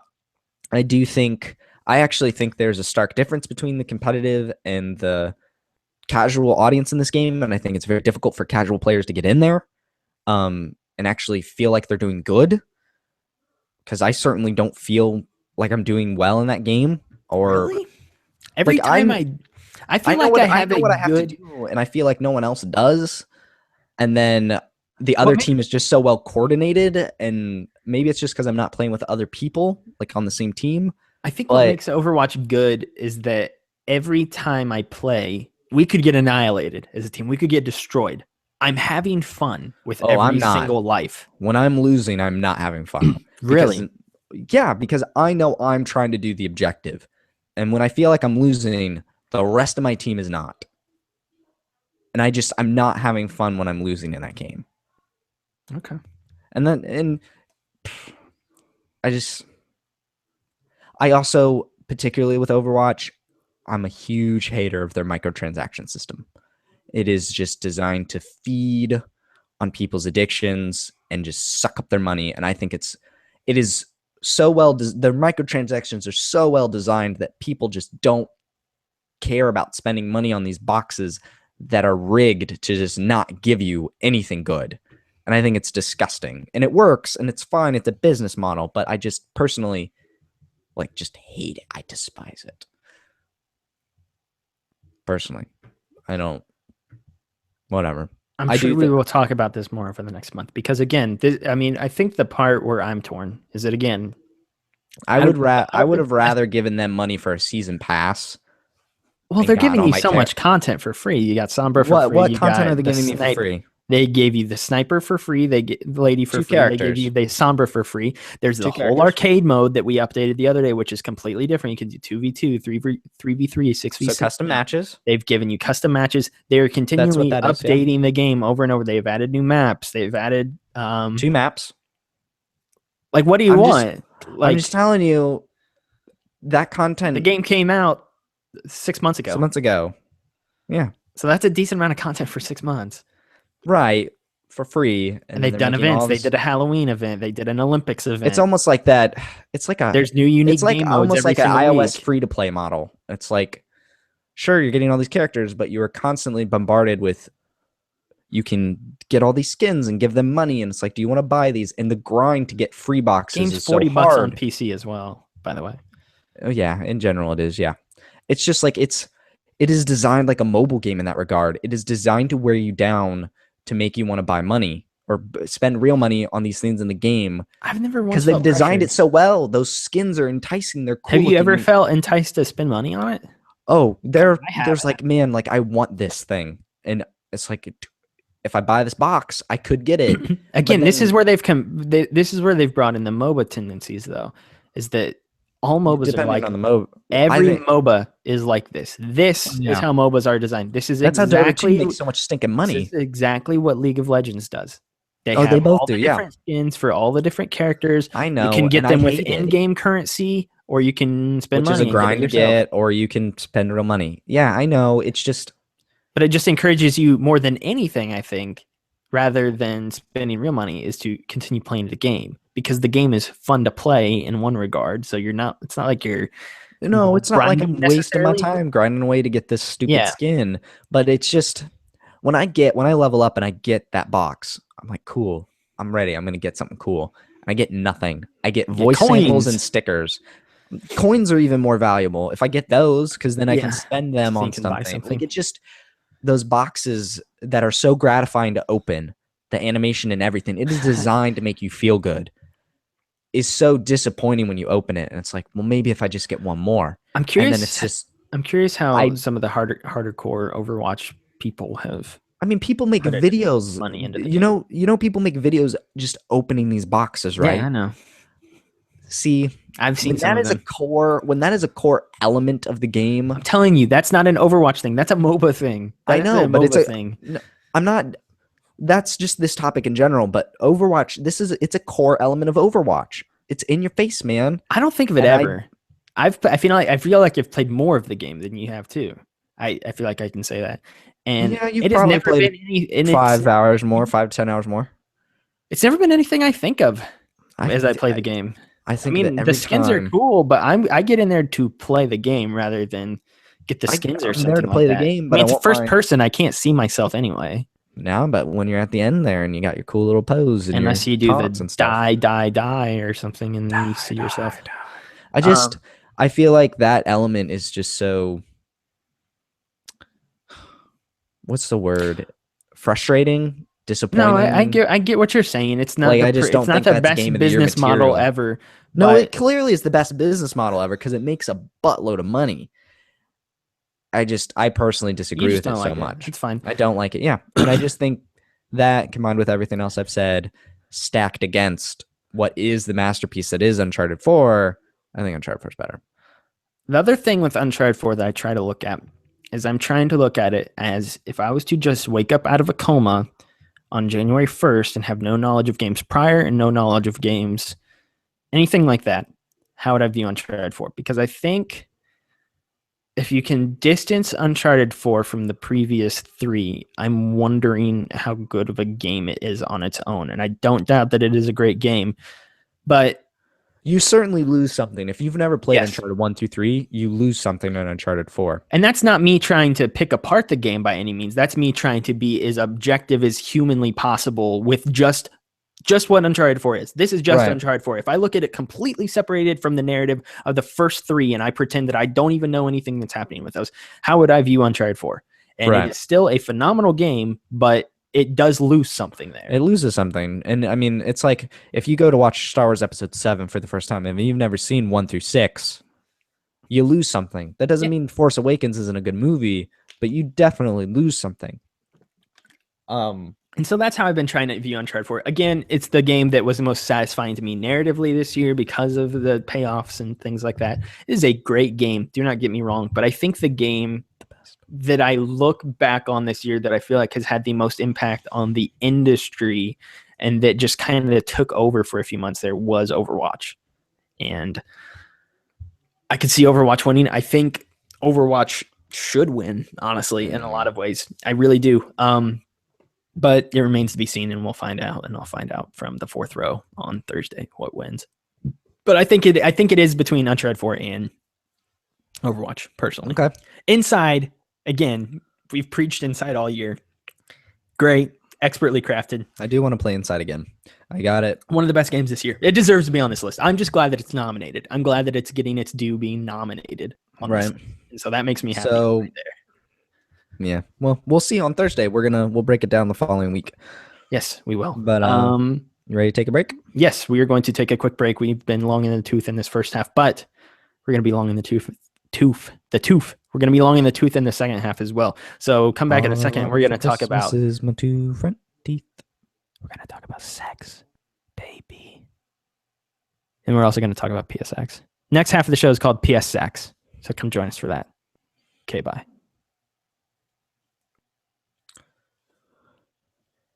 Okay. How do you want to handle this? Because we're already at an hour 20 minutes. I have no problem. Just keep going. Okay. I don't have a problem with the length this week. All right.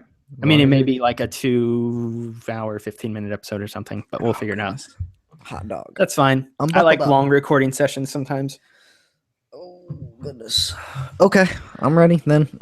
So this is this is my problem with Game of the Year this year, and this is something we'll figure out more and more over the next month. I will have a personal Game of the Year like I did last year, where I was like, shoot, my personal Game of the Year might be freaking Battlefront. That's how much I enjoyed that game last year. Yeah, that's true. But at the same time, I was like, look, I know Witcher 3 is the best game this year. I know that is the best right game when this you year. and I do it, and Yes. personally, when you and I do it, we will have Final Fantasy to account for and The Last Guardian, and The Last Guardian. So there's going to be which will not. There's no way Last Guardians. It could. I mean, There's no way. I'd say it has a 5% chance. Do you realize that game comes out in a week? Yeah, it's weird. You're gonna buy that game in a week? That's weird. It's really weird. Final Fantasy's out 2 days. Keep thinking Which- about Final Fantasy. I do I too. want to get it this I week, keep but almost not- pulling the trigger, and I'm like, no, I just have to wait till 12 o'clock tomorrow. Reviews go up at 12 o'clock tomorrow. That's all I got to do. And once I read the 2 reviews I'm hoping to read tomorrow, which is IGN's and Kotaku's, I'll know what I want. What? Look out! I told you that light was there. Huh? Give me 1 second. I'll be right back. You're good, dude. So, people of the internet, Final Fantasy could be good, could be bad. I've been hearing some rumblings about technical performance not being up there, but it looks pretty actiony. It's the hype bugs bitten me, but I've remained strong in my goal to stay away from it. A lot of good Black Friday deals. Not really. Huh. Lots of good tweets. Nope, that's a football tweet. All the good Twitters. This is excellent radio. I saw Moana. Moana was really good.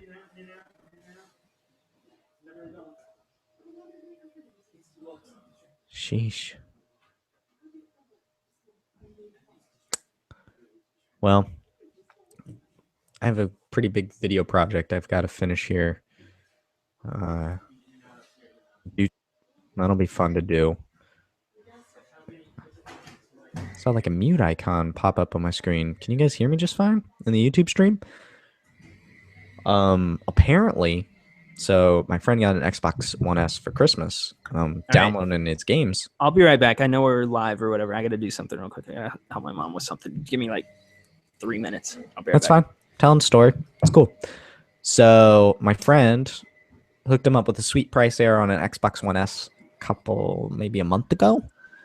And I'm setting it up for him for so I like downloaded his software and now I'm installing his games. And it came with Halo Master Chief Collection and then Halo 5. And so I started with Halo 5 and Halo 5 it's like a 45 gigabyte game, which is fine. That's industry standard. 45 to 50 gigabytes is standard for a game like that. And then the patches, apparently over the past, I think it's been a year since Halo 5. When did Halo 5 come out? Halo 5. Isn't this great? Halo 5. Oh, cool. New Halo 5 is what I meant. Yep, came out just a little over a year ago, October 27th, 2015. 45 gigs in patches. What on earth? What have I been missing? Like I've recently dabbled in a little bit of Halo and had that itch for SWAT, and I haven't played since I got my Elite controller. So I have like I made a custom SWAT layout, and I've been playing and having fun. But what have I missed? What 45 gigabytes of downloadable content patches? What? It's absurd. I'm scared for Master Chief Collection when I have to install that for him next. But we'll see. I don't know. It's cool. His Xbox One S. Oh my gosh, it's so tiny and it's just as quiet. It's amazing. It's an engineering miracle they cooked up over there at Microsoft. They're killing it. They're killing it in hardware lately. From their laptops to this, they're knocking it out of the park. PS4 was running fine. Got the Persona theme. I don't know. What else do you want? What can I tell you about? Looking at my shelves. I have Zelda amiibo coming in a week. I'm not prepared for that purchase. Zelda amiibo. But I am prepared for it because it's going to be sweet. Goodness gracious. Ooh. Did Bungie's last Halo was Reach, right? 343 made Halo 4. Right? Now we're Googling Halo 4. Halo 4.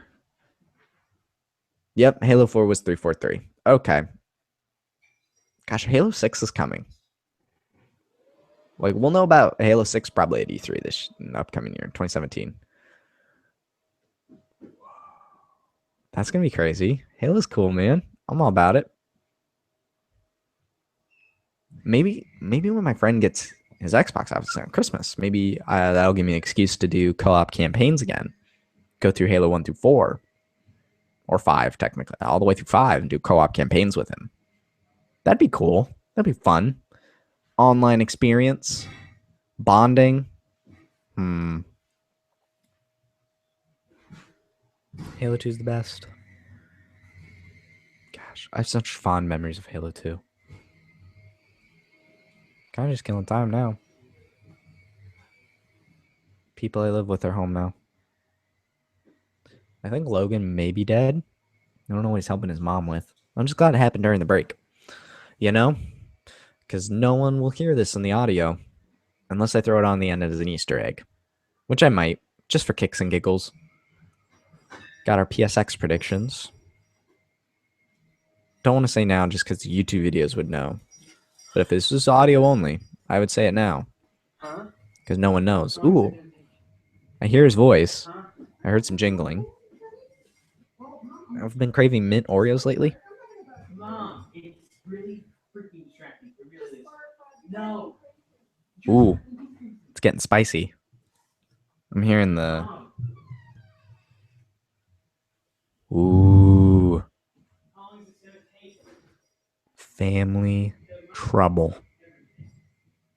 This could be an episode of like keeping up with the Moors. Keeping Up with the Moors. I've never seen Keeping Up with the Kardashians. They're not worth my time. I'm trying to understand what they're arguing about.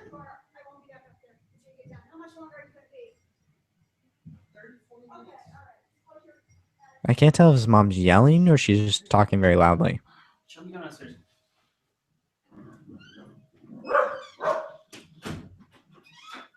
The door keeps opening and closing. I don't know if he returned or not.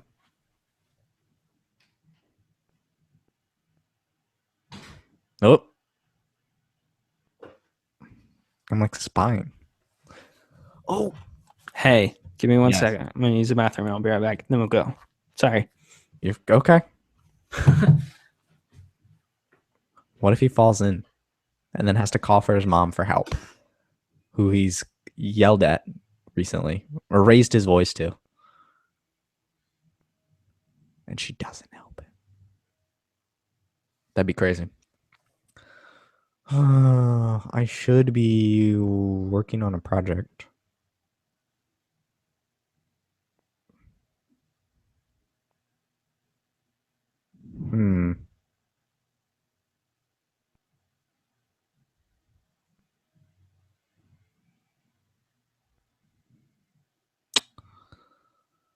I don't know.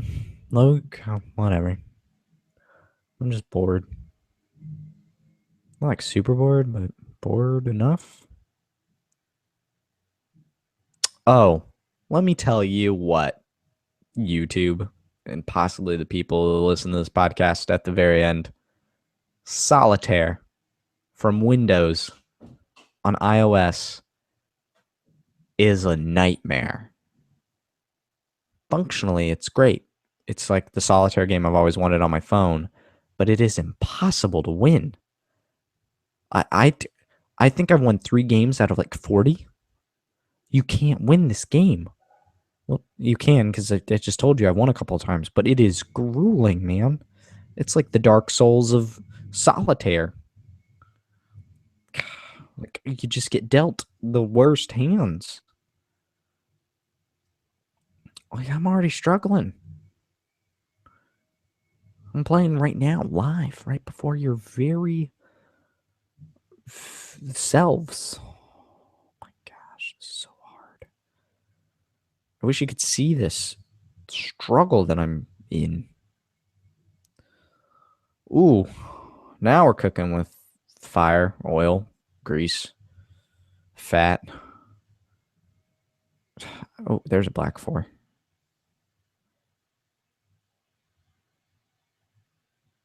I got plenty of spaces for kings, and if only kings would show up. You see? You can't see it, but you hear it. You hear the frustration in my voice. Ooh. There's a 2 of hearts on the ace of hearts. Just going along, trying to do my duty, win some solitaire. But I'm not getting any queens to build on these kings. Oh, there we go. I'm blind.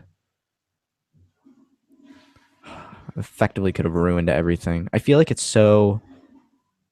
like the way they just worked out like the algorithm for this or something. Like if you miss a move or you don't pay it 100% attention, which I clearly am not doing right now, you miss out on the algorithm. You throw it off and then it's broken and you'll never get it back and you're doomed.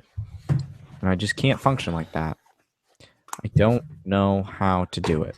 Okay, what have you been talking to everybody about? Well, I was eavesdropping on Keeping Up with the Moors.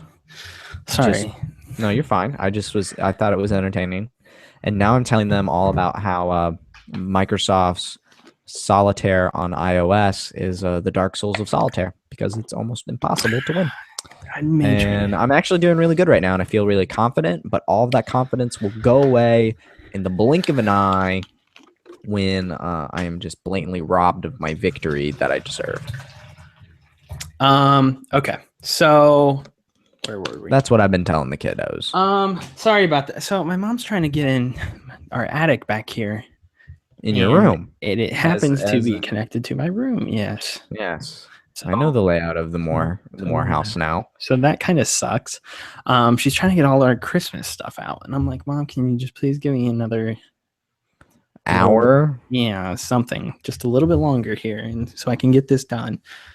Because she was like, "Oh, you can just keep doing it. I'll just walk back and forth, back and forth." I'm like, "The mic picks everything up." That's not how it works, Mrs. Moore. So It's not the way the cookie crumbles. Hold on. I may just win a game of solitaire here. Well, let me know. And then Oh my goodness. This could be the Easter egg. This Easter egg is worth it if I win this game of solitaire. That'd be one really long Easter egg. It's worth it because hot dog. Don't rob me of this. Don't rob me. Oh, they're going to rob me. Don't rob me. Oh, doctor. We're close. The king I need is buried beneath a queen. There we go. I did it. After telling everyone it's the Dark Souls of Solitaire, I won. This is my 4th game out of 40. So now I have like a 10% win percentage now. I did it. Oh, I'm sorry. It's 4 out of 35. So I have 11%. All right. I'm officially ready. Okay, cool. Sorry if you're watching on YouTube and you watched that whole thing.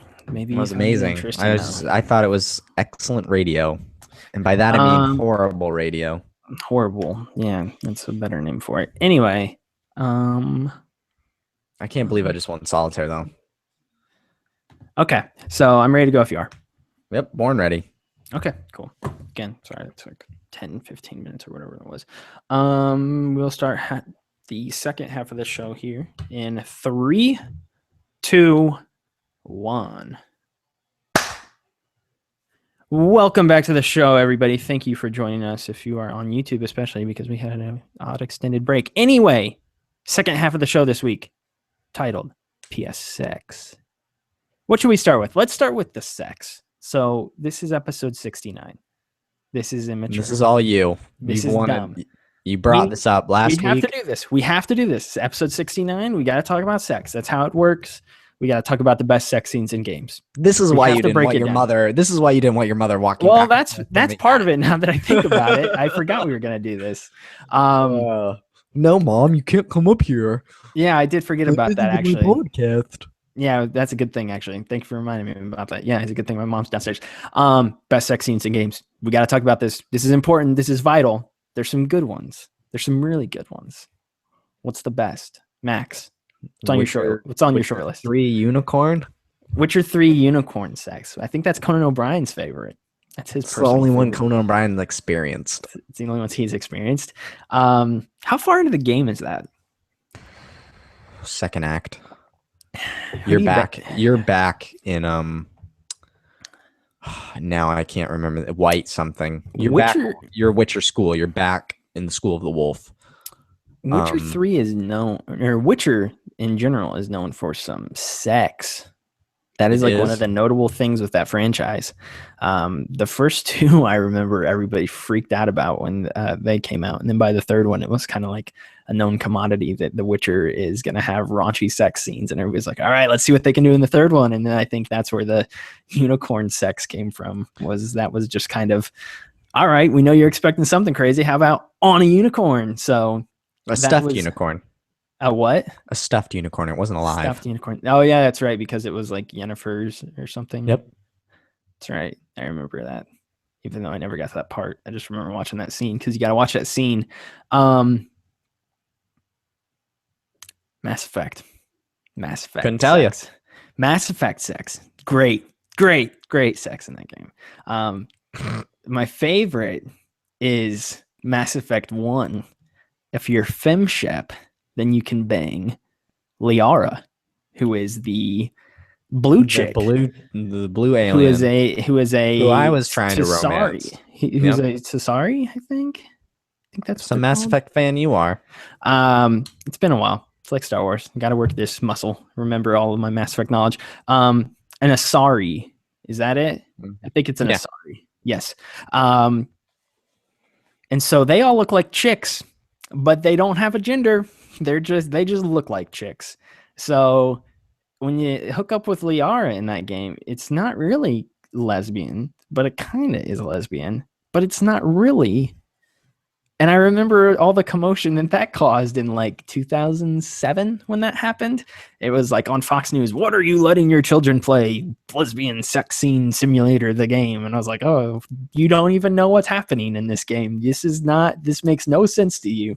Plus, I think if you bang Asaris, like, it's not even physical. They just like touch you and then you like orgasm or something. Like, I don't know. Their whole thing is like a mental connection. That's how they bang people, because you can actually like talk to them about that. Like, so how do you guys bang if you're all chicks? And they're like, oh, we just like it's like an Avatar when they're like, let's look our ponytails together, man.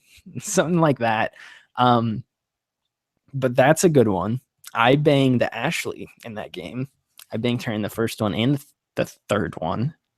There you go. I banged Miranda in the second one, and she whipped her boobs out. And yeah, that was a thing. That was a thing I did with my Commander Shepard, because yeah, got to get it on with the hot white chicks. I'm trying to think. Shout out to Ditto, the whore of video games. Throw that thing in the old dude's daycare, and then you're like, have sex, you dirty Ditto. Oh, true. So shout out to Ditto, who's 69 and all the time with all the Pokemon. It doesn't matter what Pokemon you throw in there with him. He's like, Magmar, sure, let's go to town. Snorlax, yeah, let's get to it, bro. Dratini, I don't really know how that's going to happen, but yeah, let's do it. So Ditto goes to town with everybody. Also shout out Grand Theft Auto San Andreas. Grand Theft Auto in general, because just, prostitutes and stuff. It's Grand Theft Auto. Shout out to the San Andreas, though. Never played San Andreas, but I remember. Why are you shouting out to it then? Because I remember. Do you remember the hot coffee sequence in Grand Theft Auto San Andreas where you could go to this chick's house and have sex with her? And normally, I'm pretty sure it plays out like you pull up to her house and you walk in and you don't see the camera follow them in, but then you hear them banging. But people hacked it, of course, and found out a way to adjust the camera to get it inside, and you legitimately see them like screwing each other. And when that happened, I think Grand Theft Auto San Andreas had to become like an adult-only game. They had to change the rating on it or something like that until they fixed it. Right. I don't know if I'm remembering all of this correctly, but I'm pretty sure that's how it went. Couldn't tell you. So there's that. Heavy Rain has a hot sex scene in it if you make your choices right. What's up? Bang the dude is a depressed emo. Bang whatever her name is. I forget her name. The chick in the game that you can play as. Paige, maybe? That's not right. It's been so long. I can't remember. I just know you're that depressed emo dad and you can bang that one chick in the hotel. Jason. Jason. I'm trying to think of some other good ones, if there are any. Witcher, Mass Effect, Dragon Age. Dragon Age got them all too. BioWare in general, you just bang everything. Just bang out with everything. There's no banging scenes in Knights of the Old Republic, but I really liked it in Knights of the Old Republic. Oh, God of War. Shout out to God of War for having sex minigames. That's right. Knock that vase off the pedestal. That's how you know you went to town real hard that day. That's how you know you're the God of War, but you're also the God of sex. It's because you knocked that vase off its pedestal. Right, Max? Right? Correct. Right? Do you like this? You like this topic? I haven't played as many games as you. I'm trying to think of all of them. Is there anything good on the Wii? Anything with that Wiimote that you can get funky with? No, not to my knowledge. Not to your knowledge. I'm sure somebody tried to come up with some application for it, though. I'm sure it has been tested somewhere.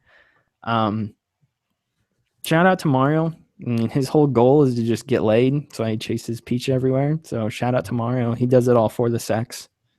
Don't know if he's ever had any, though. But maybe in Mario Galaxy 3. Maybe. Oh my goodness. It's not even going to be called Mario Galaxy 3. I don't think it will be. No, but then we'll make that game one day. And then final shout out 2, those old. I didn't play these either, but this was a thing for a really long time. Those beach volleyball games where the boob physics are like ridiculously Alive? insane. Dead or Alive. Yeah, you got some insane boob physics in those games. Shout out to all those Japanese games with crazy boob physics. Yeah, I think it's called Dead or Alive. And you got the one game where you make the Japanese girls orgasm, whatever that's called. Galgun. Galgun. Yes. Just make Double them all piece. orgasm everywhere. Yep. Dead or Alive, the beach volleyball game. And then shout out to that one dude who's like a Playboy guy. It's an old point and click adventure. Leisure Suit Larry. Yep. Shout out to those games. Never played those either. I've never played half these games. I'm just talking. Let's just talk about sex in video games because you have to. BioWare's the best though. BioWare's the best. I'm really looking forward to Mass Effect and CD Projekt Red. Gotta see who you bang in Mass Effect, man. Gotta see. I gotta find out. I'm looking forward to it. Dragon Age has got some good ones too. Morgan, she's hot. She's like, hey, put a baby inside of me before we fight this final boss. It's like, all right, I'll put a baby inside you. That's what you want me to do. That's what I'm gonna do. So you put a baby in her. Then she runs off. I don't know where she went. That's how the game ends. So it's a little drastic. You put a baby in her and you kill a dragon, and then you kill a dragon in Dragon Age? No. It's the final boss, believe it or not. That sounds lame. It's called the Archdemon, I think, if I remember correctly. It's not really a dragon, but it's kind of a dragon. It's pretty much a dragon. Dragons in it. In Dragon Age Inquisition, there's like 10 dragons that you can kill. Those boss fights are really fun too. So yeah, that was sex. That was our conversation on sex. Do you have any last things to add, Max? I haven't played as many games as you. I guess so. Spending so much time with that Paper Mario, but does that Paper Mario have sex? No. It should probably. Mario gets a lot of kisses in that game, though. It is true. And then don't they heal him? No. Oh, I thought they healed him. No. But every time you see Miss Mouse, she kisses you. Flurry kisses you. Goombella kisses you. Yeah, I think anytime you meet a female character, they kiss you. Mario's a player. He's player. All right, let's talk about PSX. Let's get back to into the nitty gritty of this show. PSX this coming weekend, December 3rd and 4th. I'm going to be there. I'm looking forward to it. Look for me in the showcase. I don't know. I don't know where I'll be sitting. Just whatever. Look for me. I might have a mustache. I'm not going to have a mustache by then. Let's talk about our PSX predictions because we did predictions last week for the Game Awards. Really didn't know what to expect there, but I think you said Last of Us 2. So, yep, Last of Us 2 for sure at Game PSX Awards. Predictions for this coming weekend. What do we think is going to be there? I'm so excited that I'm going. This is going to be so fun. But what do we think is going to be there? Let's just get rid of the easy one. The number one Uncharted 4 is my most obvious. Yeah. Yep. They're going to show a demo. They're going to give us a day of spring 2017. They're going to show a gameplay demo. I don't think they do. Oh, I think they do. Did they show one for Left Behind? Don't recall. I don't think they do. I don't know if they showed off Left Behind. I don't think they showed off. I don't think they showed off Left Behind on a show floor like that. On stage. Yeah, they did. Pretty sure they did. I'll look it up. It was revealed at Game Awards, if I'm correct. Probably. Makes sense. I think we get a demo of it. I think we get a spring 2017 release window. I don't think we see a demo. I've never seen. I'm trying to think of DLC demos in my head right now. Can't think of any. Neither can I, but I think we get a demo. All right. That's my specific nature about it. We get a release window and a demo. I think we see a trailer and that's it. And then they say March. Oh, you think even more specific? You say they commit to March. Why not? Why not March? Why not? Everything else is March. Why just throw it on in there? Just okay. Throw it in there with everything else. Okay, so that was the obvious one both of us had. Hooray! What's next? Max is currently yawning. My number 2. No, he's not. Sly Cooper 5. I almost said this. I think I decided against it. When you think of the nature of what PSX is, it's for that hardcore PlayStation fan base. It's that, these are the people that are going to sing the praises of whatever you show out there. I honestly was really kind of surprised that Crash Bandicoot was shown at E3 and not PSX. Like these are the people. This is your bread and butter. I think Sly Cooper 4 ended in a cliffhanger. And I really do think that Sanzaru can get another shot here on the PS4 and make Sly Cooper 5. And I think this is the place to show it. It's not an E3 type of game anymore. Unfortunately, it's a game you show to the people that are going to play it and the people that care. The people who care about it, yeah. And I No, think I agree Sly with that. Cooper 5 shows up.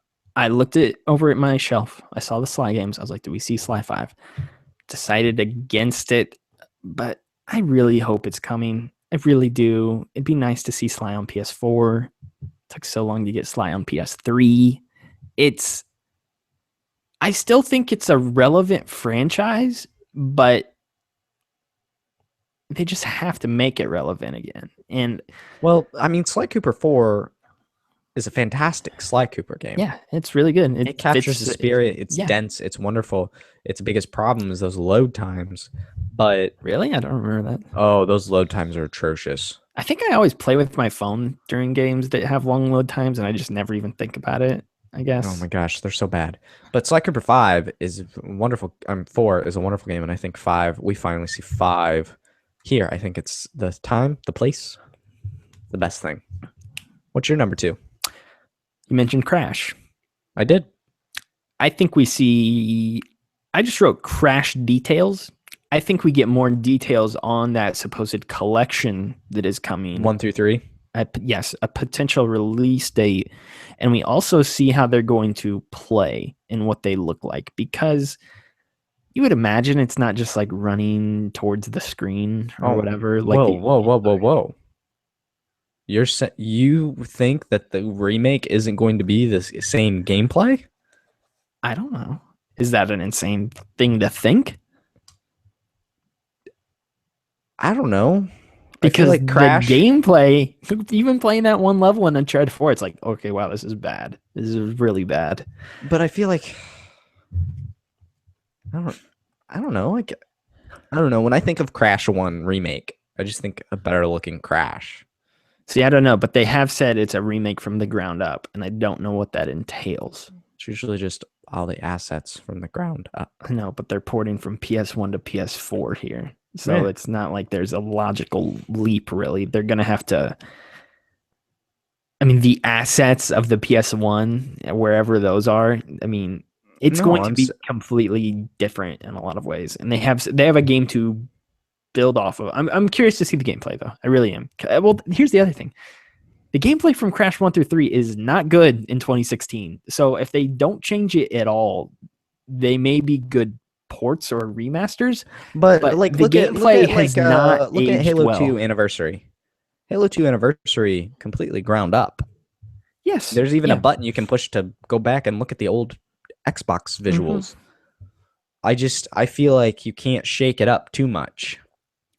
Yeah, but I feel like something has to be done because if you change the gameplay and don't give the option to play it like the original, I'm sure they will. People are going to be furious. I think it's a delicate balance, and what you're suggesting sounds like more like again, a reboot. What Halo 2 doesn't feel sounds like a reboot, not a remaster. Halo 2 doesn't feel bad in 2016. Crash Bandicoot 1 through 3 do feel very bad. Halo 2 compared to the current climate of shooters is completely different. Yes. But as a first-person shooter, it still has all the elements needed to be good. It's not like compared to something like ushered in that era. Compared to something like GoldenEye, for instance. What if they remastered GoldenEye and they're like you can't aim with the right stick. It's just if you want to aim, you have to hold the trigger and then aim that way. Like, you know what I'm talking about? Like the platforming mechanics have changed so much over the last platforming mechanics have, but the controller. I just think something has to be done about it. The way you're talking about it sounds like a reboot, not a remaster. And I don't think they can go that route. I don't know. We'll see. I don't know what that... Again, that's why I think we get more details on it, because as it stands, I don't think those games... It could be even similar to what's going on with Final Fantasy VII right now, where it's a remaster of sorts, but it's also like a completely different game. So, I don't know. something like that possibly. We'll find out. Um, But My- I think we do see something about Crash because Okay. that was just kind of like a footnote in their E3 conference, and I think they may expand on it a little bit more here. What's next for you? My number 3, a little more vague, unfortunately, because we made these up right before the show. But I think a very big first-party VR game is announced. I have this listed as well, so like I'll just throw my literally, hat in I the know ring that's with so this as well. vague and lame and No, probably, mine was just as vague. probably obvious, but like all I wrote was they've VR had games. a very successful launch as far as I can read. Like, just I think the people that own these are very, very happy. Time Magazine said it was one of the coolest pieces of tech in 2016. Like, I think it has a good base, and I think now the next big game that a lot of people are waiting for is Resident Evil, obviously, and I think Sony's going to now show, hey, we've had these people working on a VR game, and I think they're going to show some first-party stock here. I agree. I agree with you completely. I think now is when we have to see the VR stuff because we do not know anything that is really coming out on PSVR much after the first month or two of this year. So this is where they have to show us what is coming. And I think a lot about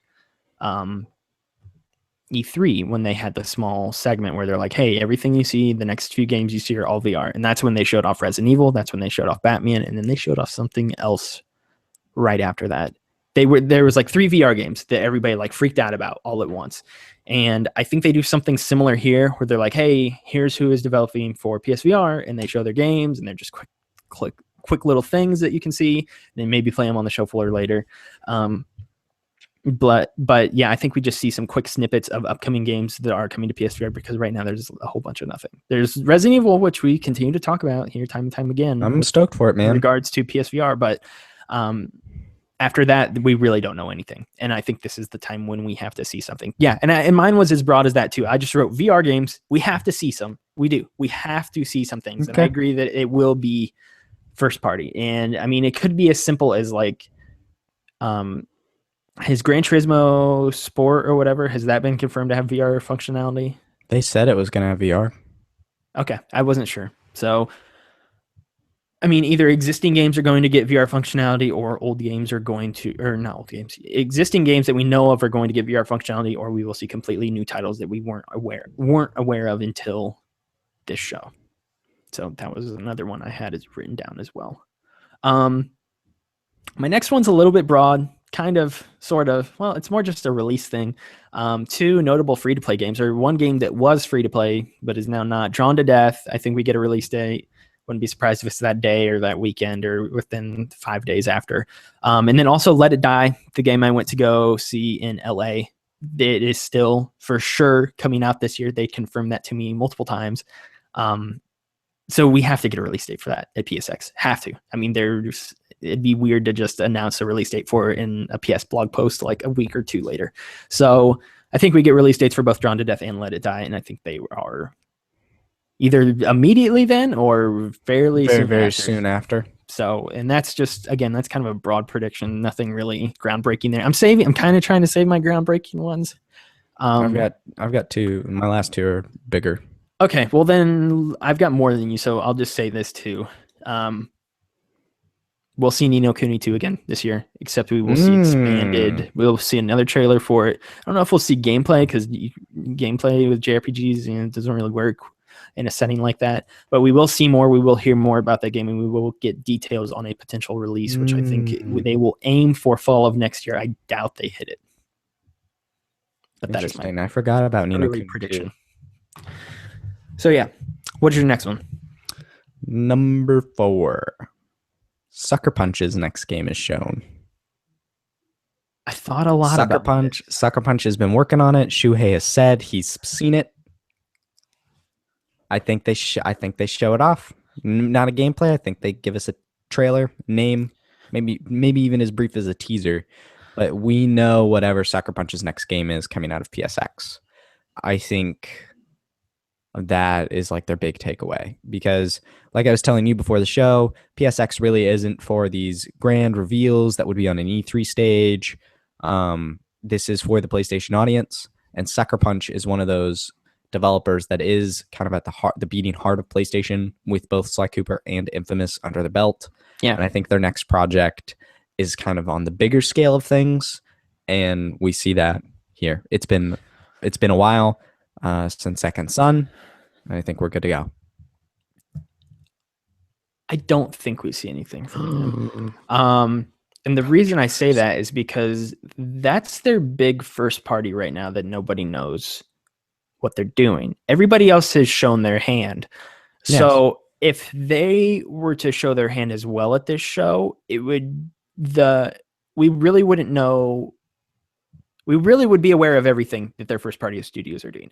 And I think they have to keep something hidden from us until they at least release something else. For instance, a Horizon gets out in the open. Days Gone gets out in the open. Once they release those titles and then they start moving on, then I think that's when they start building hype for the next big first party game, which would then supposedly be Sucker Punch's next project, whatever that is. So I don't think this is the place yet. I could see it by E3,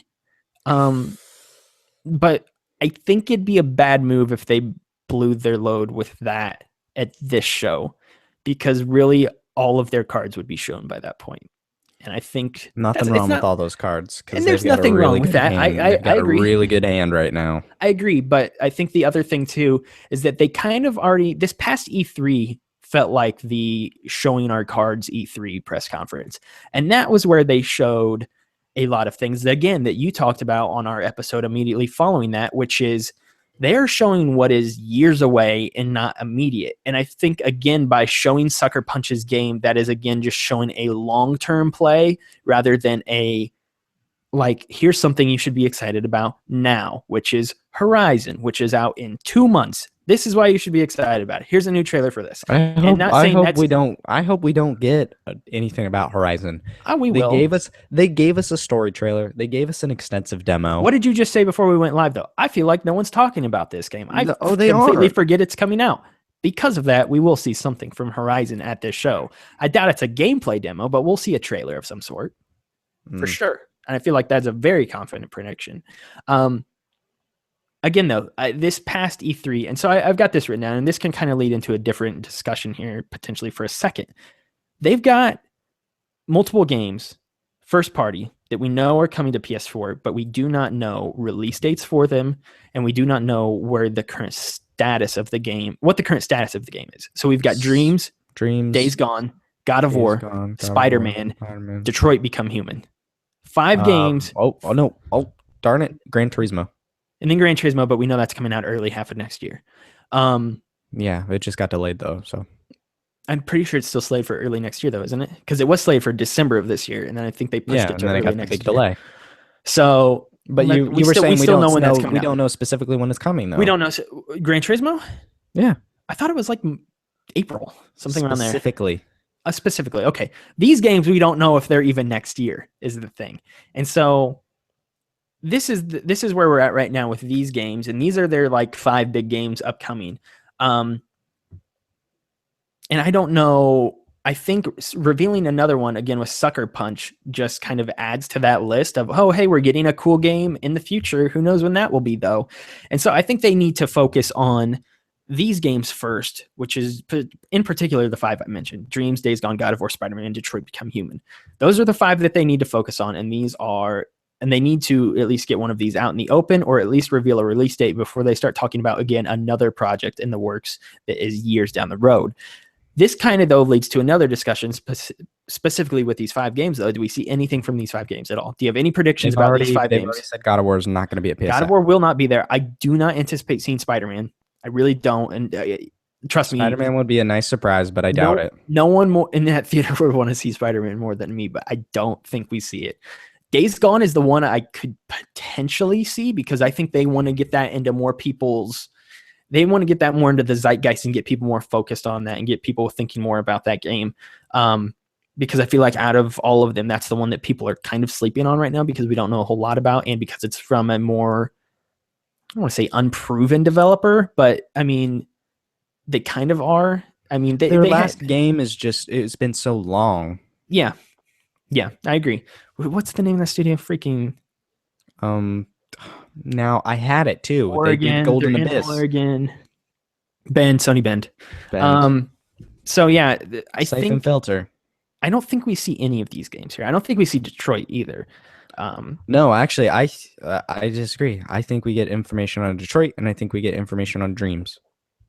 I think Dreams Dreams would be the one I think most likely. Dreams needs to just come out. They just need to get it done and out. They need to push it out Dreams the door. needs to get into people's hands, and Dreams just needs to go. Just go away, Dreams. Dreams needs to be playable on the show floor, so people can understand what the heck this game Dreams is. is now a VR game. Yeah, I think wasn't that always confirmed? I thought that was always a thing. I'll Google it. I feel like that game would work really well in VR. Maybe they never confirmed it, but strongly hinted at it. I'm not sure. I can't remember. Because I thought when people revealed Dreams, they're like, is this something that would come to Morpheus? And they're like, yeah, we'd like to do that. So, Nope. 2015 October. Dreams. Mew Molecule confirms Dreams is coming to PSVR. okay, I thought so. So Dreams is the one that I think would be most likely to show up here. Because, like I said, it is a game that they need to get into the hands of people like myself who are wondering what the heck this game is. I'm also wondering if it's really something you can sit down with for 10 minutes in a play session and really understand it. They've got a problem on their hands with Dreams. I don't know what the heck's up with Dreams. I don't know how to explain that game. I don't know what the game is. So they've got issues with Dreams. But again, this group of 5, I don't think we really see any of them. Dreams would be the only one that I would put any possible weight into, which I think could show up at this press conference. But then, yeah, bringing it back to Sucker Punch. That's why I don't think we see anything from Sucker Punch, personally. Okay. Yeah. Ready for my last one? Sure. It's gonna probably upset you. Go ahead. Now, I just want everyone to know I don't make my usual prediction for Sony, which is the next Naughty Dog game, because I do think it's happening at the Game Awards 2 days beforehand. I feel like that's a better place for it.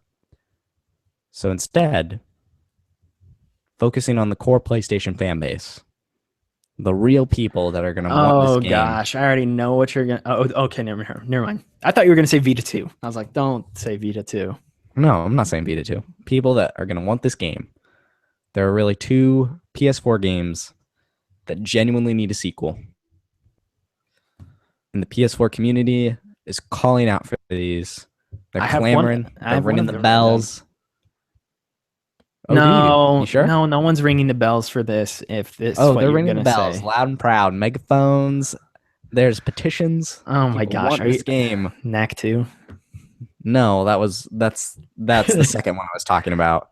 The one that I think will finally be revealed that we all desperately so want. The Order 1887. No one wants that game. It's so out of left field. It ends on this awesome Batman cliffhanger. He's like kicked out of the Order. He's like, I'm going to defend London. And he's like all Dark Knight at the end of the game. The Order 1887 is announced. I'm sure throw Knack 2 in there. Knack 2. Knack 2, I forget about Knack 2. So the guys at, what is the name of that studio? Ready at Dawn?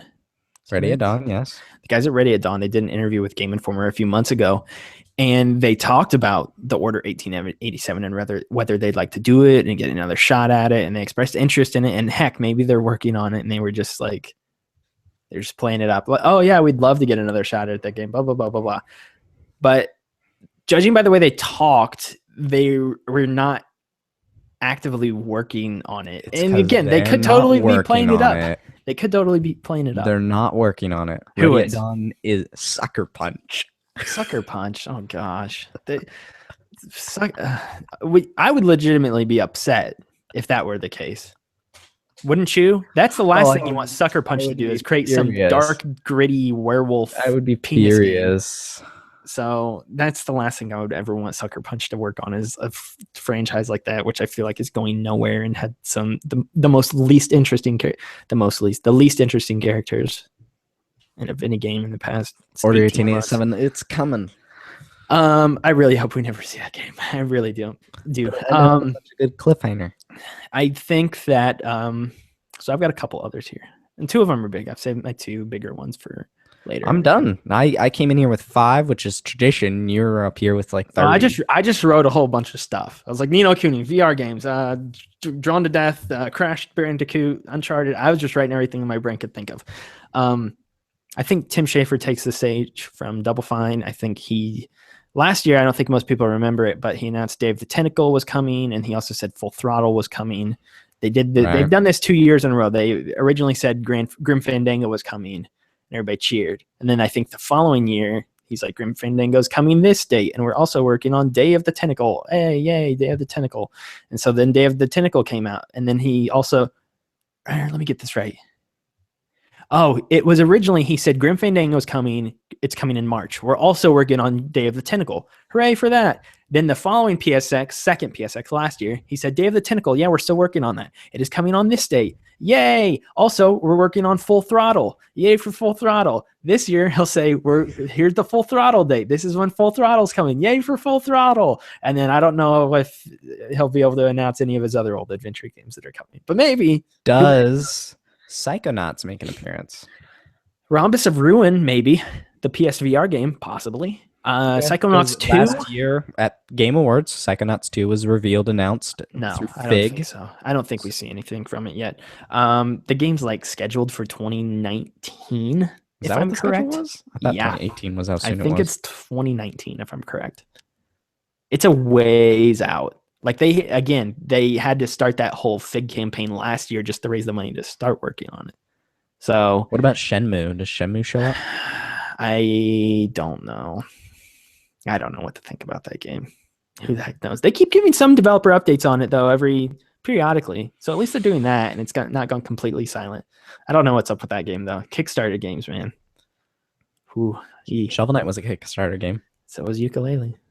Yeah. But Shovel Knight's a proven quantity. Ukulele hopefully is as good as it looks. Ukulele is going to be a proven quantity. Whoa, There's whoa, no whoa, way that whoa. game will be bad. There's no way. There's no Greg way. Miller said that about Batman vs Superman: Dawn of Justice. Yo, Greg Miller still thinks that's a good movie. I know. Listen to me. Not until that game is in our hands do we know if it's proven quantity or not. Yo, I will go out on a ledge here and say that Ukulele is the guarantee of next year. It will be amazing. It will hit 9s and above score-wise. It's going to be legit. Anyway, got 2 more here. Oh, goodness. 2 more. 2.5 First hour one. episode. We're going to First be one. there. Yeah, we are going to be there, but we'll trim out a bunch of the middle stuff. Bloodborne 2. Bloodborne 2. Bloodborne 2. Ooh, no. I don't see it at all. I don't know if There's Sony no way Japan. flip-flopping like this, man. So see, I don't know if From will be developing it. I will go out on a ledge and also say that. I don't know if they'll develop it. I think we do see Bloodborne 2. It's got to come. It's got to happen. It's got to be a thing. Ooh, this it should soon, come. though.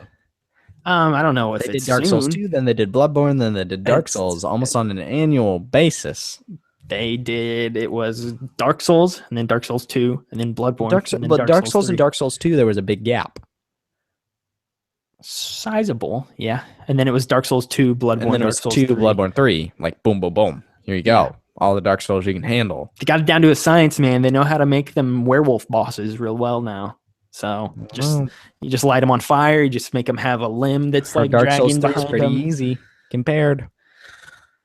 We'll see. It looks really hard from my brother playing it. Your brother's a scrub. I'd like to see Bloodborne 2. That's the one I got my fingers crossed for. Here's my big one, and this is the one that I don't Last of Us 2? have.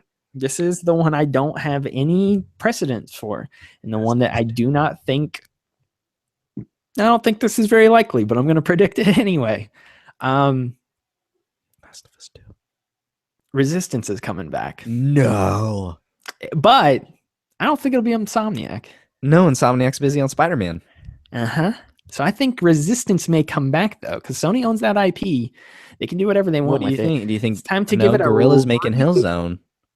reboot the franchise. Who's don't know. doing it? Heck if I know. This is a very loose prediction. But I think If you could pick any dev to do it, who would you pick? Media Molecule. Let's see how they create a shooter. Let's see how they create a post-apocalyptic alien shooter. I'd give it to Media Gorilla. molecule. I would give it to Gorilla if would Gorilla, be good. if they weren't working on Horizon, like obviously they've got this game that they're finishing now. But I'm Yeah. just saying, if I could pick anyone, I'd give it to Gorilla. I think Gorilla would do well with it too.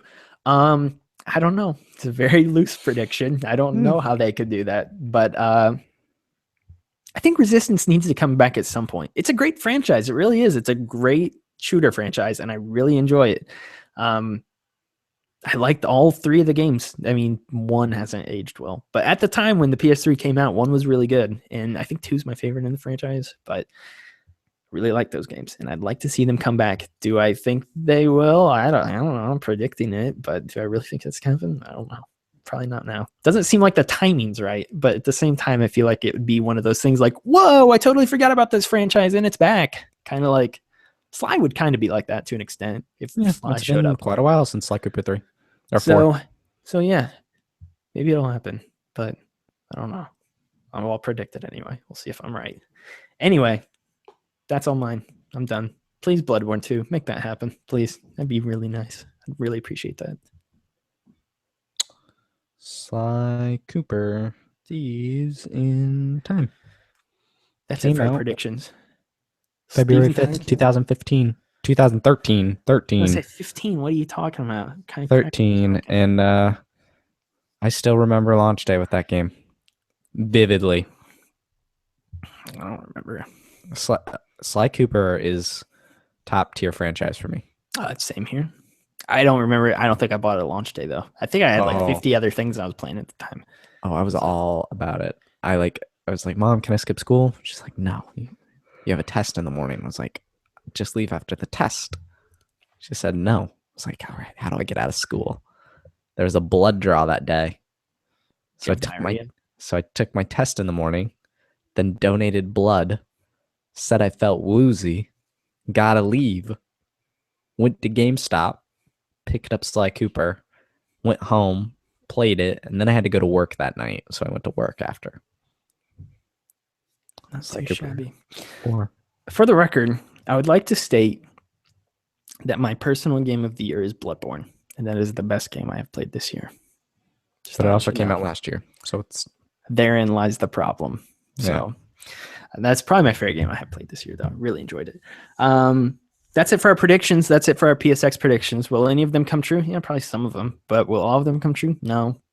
what if they all did come true? All of them. We just wrote the entire script for what's going to happen in that order, too. They're even going to come out and they're going to be like, look, guys, we were going to show you Sucker Punch's new game, but we've already shown you Dreams, Days Gone, God of War, Spider-Man, and Detroit Become Human. We just can't show you everything. So maybe later. And then they'll walk off stage and then Tim Schafer will come up and be like, we released Day of the Tentacle and now we will be showing you Full Throttle coming out in March because everything comes out in March. So yeah, it's going to be a busy show though. For the I'm looking forward to Vita. it. For the Vita 2 is coming and it is going to be amazing. My favorite prediction or my favorite thing that could happen, everybody in the audience gets a $2,000 TV and a PS4 Pro and a copy of The Last Guardian and also Dishonored 2 because I want that game. And they give that all to everybody. That'd be nice. All That'd be worth really the nice. $60 admission price. I don't know how I'd fly the TV home, put it in the overhead bin. It's just please ignore my TV. It's just a 60-inch TV. Just gonna put it right here. Okay. That's it for our predictions, though. So we talked about Saxon, we talked about PSX. The link there is the There you go. part at the end. If you got that. So that's it for episode 69. Thank you so much for listening this week, you guys. We're nearing the end of the year, so you got all these lists to do for PSX and the Game Awards, and then we're gonna have to start working on our own Game of the Year award list at some point, probably within the next month or two. So, or not month or two, probably the next few weeks. Turn of the Actually. year. So yeah, we'll do our own personal Game of the Year awards discussion knows? later on. Next show, besides PSX and Game Awards reactions, we may have Final Fantasy impressions. Maybe I don't think I'm getting it this week. I'm going to talk myself out of it once it comes out. I was going to say I would be the one with the impressions. If Okay. anyone. If out of the two of us, I would be the one. Should get Last Guardian instead. next week. Just wait a week I longer. will Redbox Last Guardian. Everybody thinks it's going to be like 3 hours for some reason. I hope it's like 25. No, I do genuinely think it's a 5-hour game. I wouldn't be shocked. Ico's pretty short as well. Shadow of the Colossus has got some length to it. But come on, 10 From the first years for playthrough. 5 hours. I'll tell you, that game, there's no way it can possibly live up to expectations. I think the story that it's telling definitely can. What story?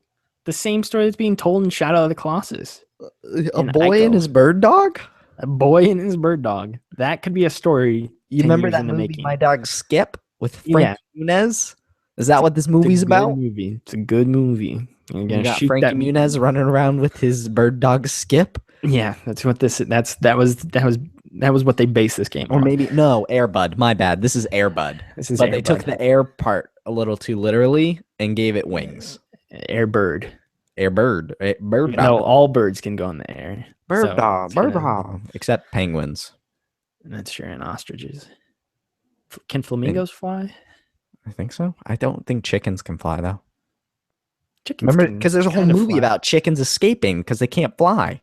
Yeah, but in Zelda, you can hold a chicken up over your head and jump off a roof. So Bird dog. jury's out on that one. I think the story in Last Guardian will be good. I do. They've got some dude. If that dog dies, we're all gonna be crying. No, I have no Yes. attachment to this dog. You will after you play with him for 8 hours. You And mean then, 3? and then they dramatically kill him off, and he saves you, and he's like on the ledge, and he's like, "Arr," and then he falls off into a Okay, pit. what you just Bird sounded like was dog! Gruntilda from Banjo. Arr. It's gonna be sad. It's gonna be super sad. It's gonna tug at your heartstrings. And then a little boy with horns is gonna show up. He's gonna be like, "What up? What up? I'm here to kill the bird dog." There's a boy with horns? It's from Ico. I've never played Ico. The story in Shadow of the Colossus is like legitimately amazing. It's so good. I did not get that vibe from it, my time with it. How many bosses did you kill? I killed a whopping total of 4 or 5. Yeah, you got to keep going. The story's amazing. It's really good. I mean, there's not a whole lot of dramatic twists and turns in the story, but actually the ending's pretty impactful. Ending's pretty heavy. Anyway, thank you so much for listening to episode 69. We really do appreciate it. If you've listened to us this week, actually, I don't even know what I'm talking about. If you've listened to us this week and you want to contact us, you can hit us up on Twitter. We each have Twitters. We do. I am at Moreman12. Hi. Max is at Max the White. You can find the show at MGS Podcast on Twitter. We tweet out links to the YouTube portion of the show. We also tweet out links to the SoundCloud MP3 version of the show, which you can also listen to if you don't want to find us on YouTube. But if you do want to find us on YouTube, we're at Millennial Gaming Speak. Maybe you're watching us right now. Hello, how's it going? You can find us on iTunes as well. We are at Millennial Gaming Speak. Please subscribe. And if you could also leave a review and give us 5 stars, we would really appreciate it. Helps us reach more listeners and all of that good stuff. So, oh, and we also have an email account if you want to email us at mgspodcast@gmail.com. We would answer any questions, comments, or concerns you have over there. I think that's it for this week's show. We will be back next week, maybe a little bit later if you're going to watch the live stream on YouTube. I will be getting back Monday next week from LA. So I will have all of my impressions from being at the Game Awards and PSX both live. So I will be able to tell you about what that was like. Maybe we can also have Michael on that show because he's going to be there with me the whole time. So maybe we can talk about our trip and talk about what happened and all that stuff. So Maybe you two can record impressions that night. maybe, I don't know. We'll see. Take- Maybe we'll be at a party or something. I don't know what's going to happen down there. So I don't know. I also don't know if I can pack my mic. It can be really, It's not that bad. yeah, no, it's not. I don't know. We'll figure it out. We'll figure something out. Anyway, thank you so much for listening. We'll be back next week. I think next week's show is going to be good. We'll be back with episode 70. So be sure to come back next week and find us, and we will talk about whatever the heck then. So until then, have a great week. We love you. Bye-bye. Adios.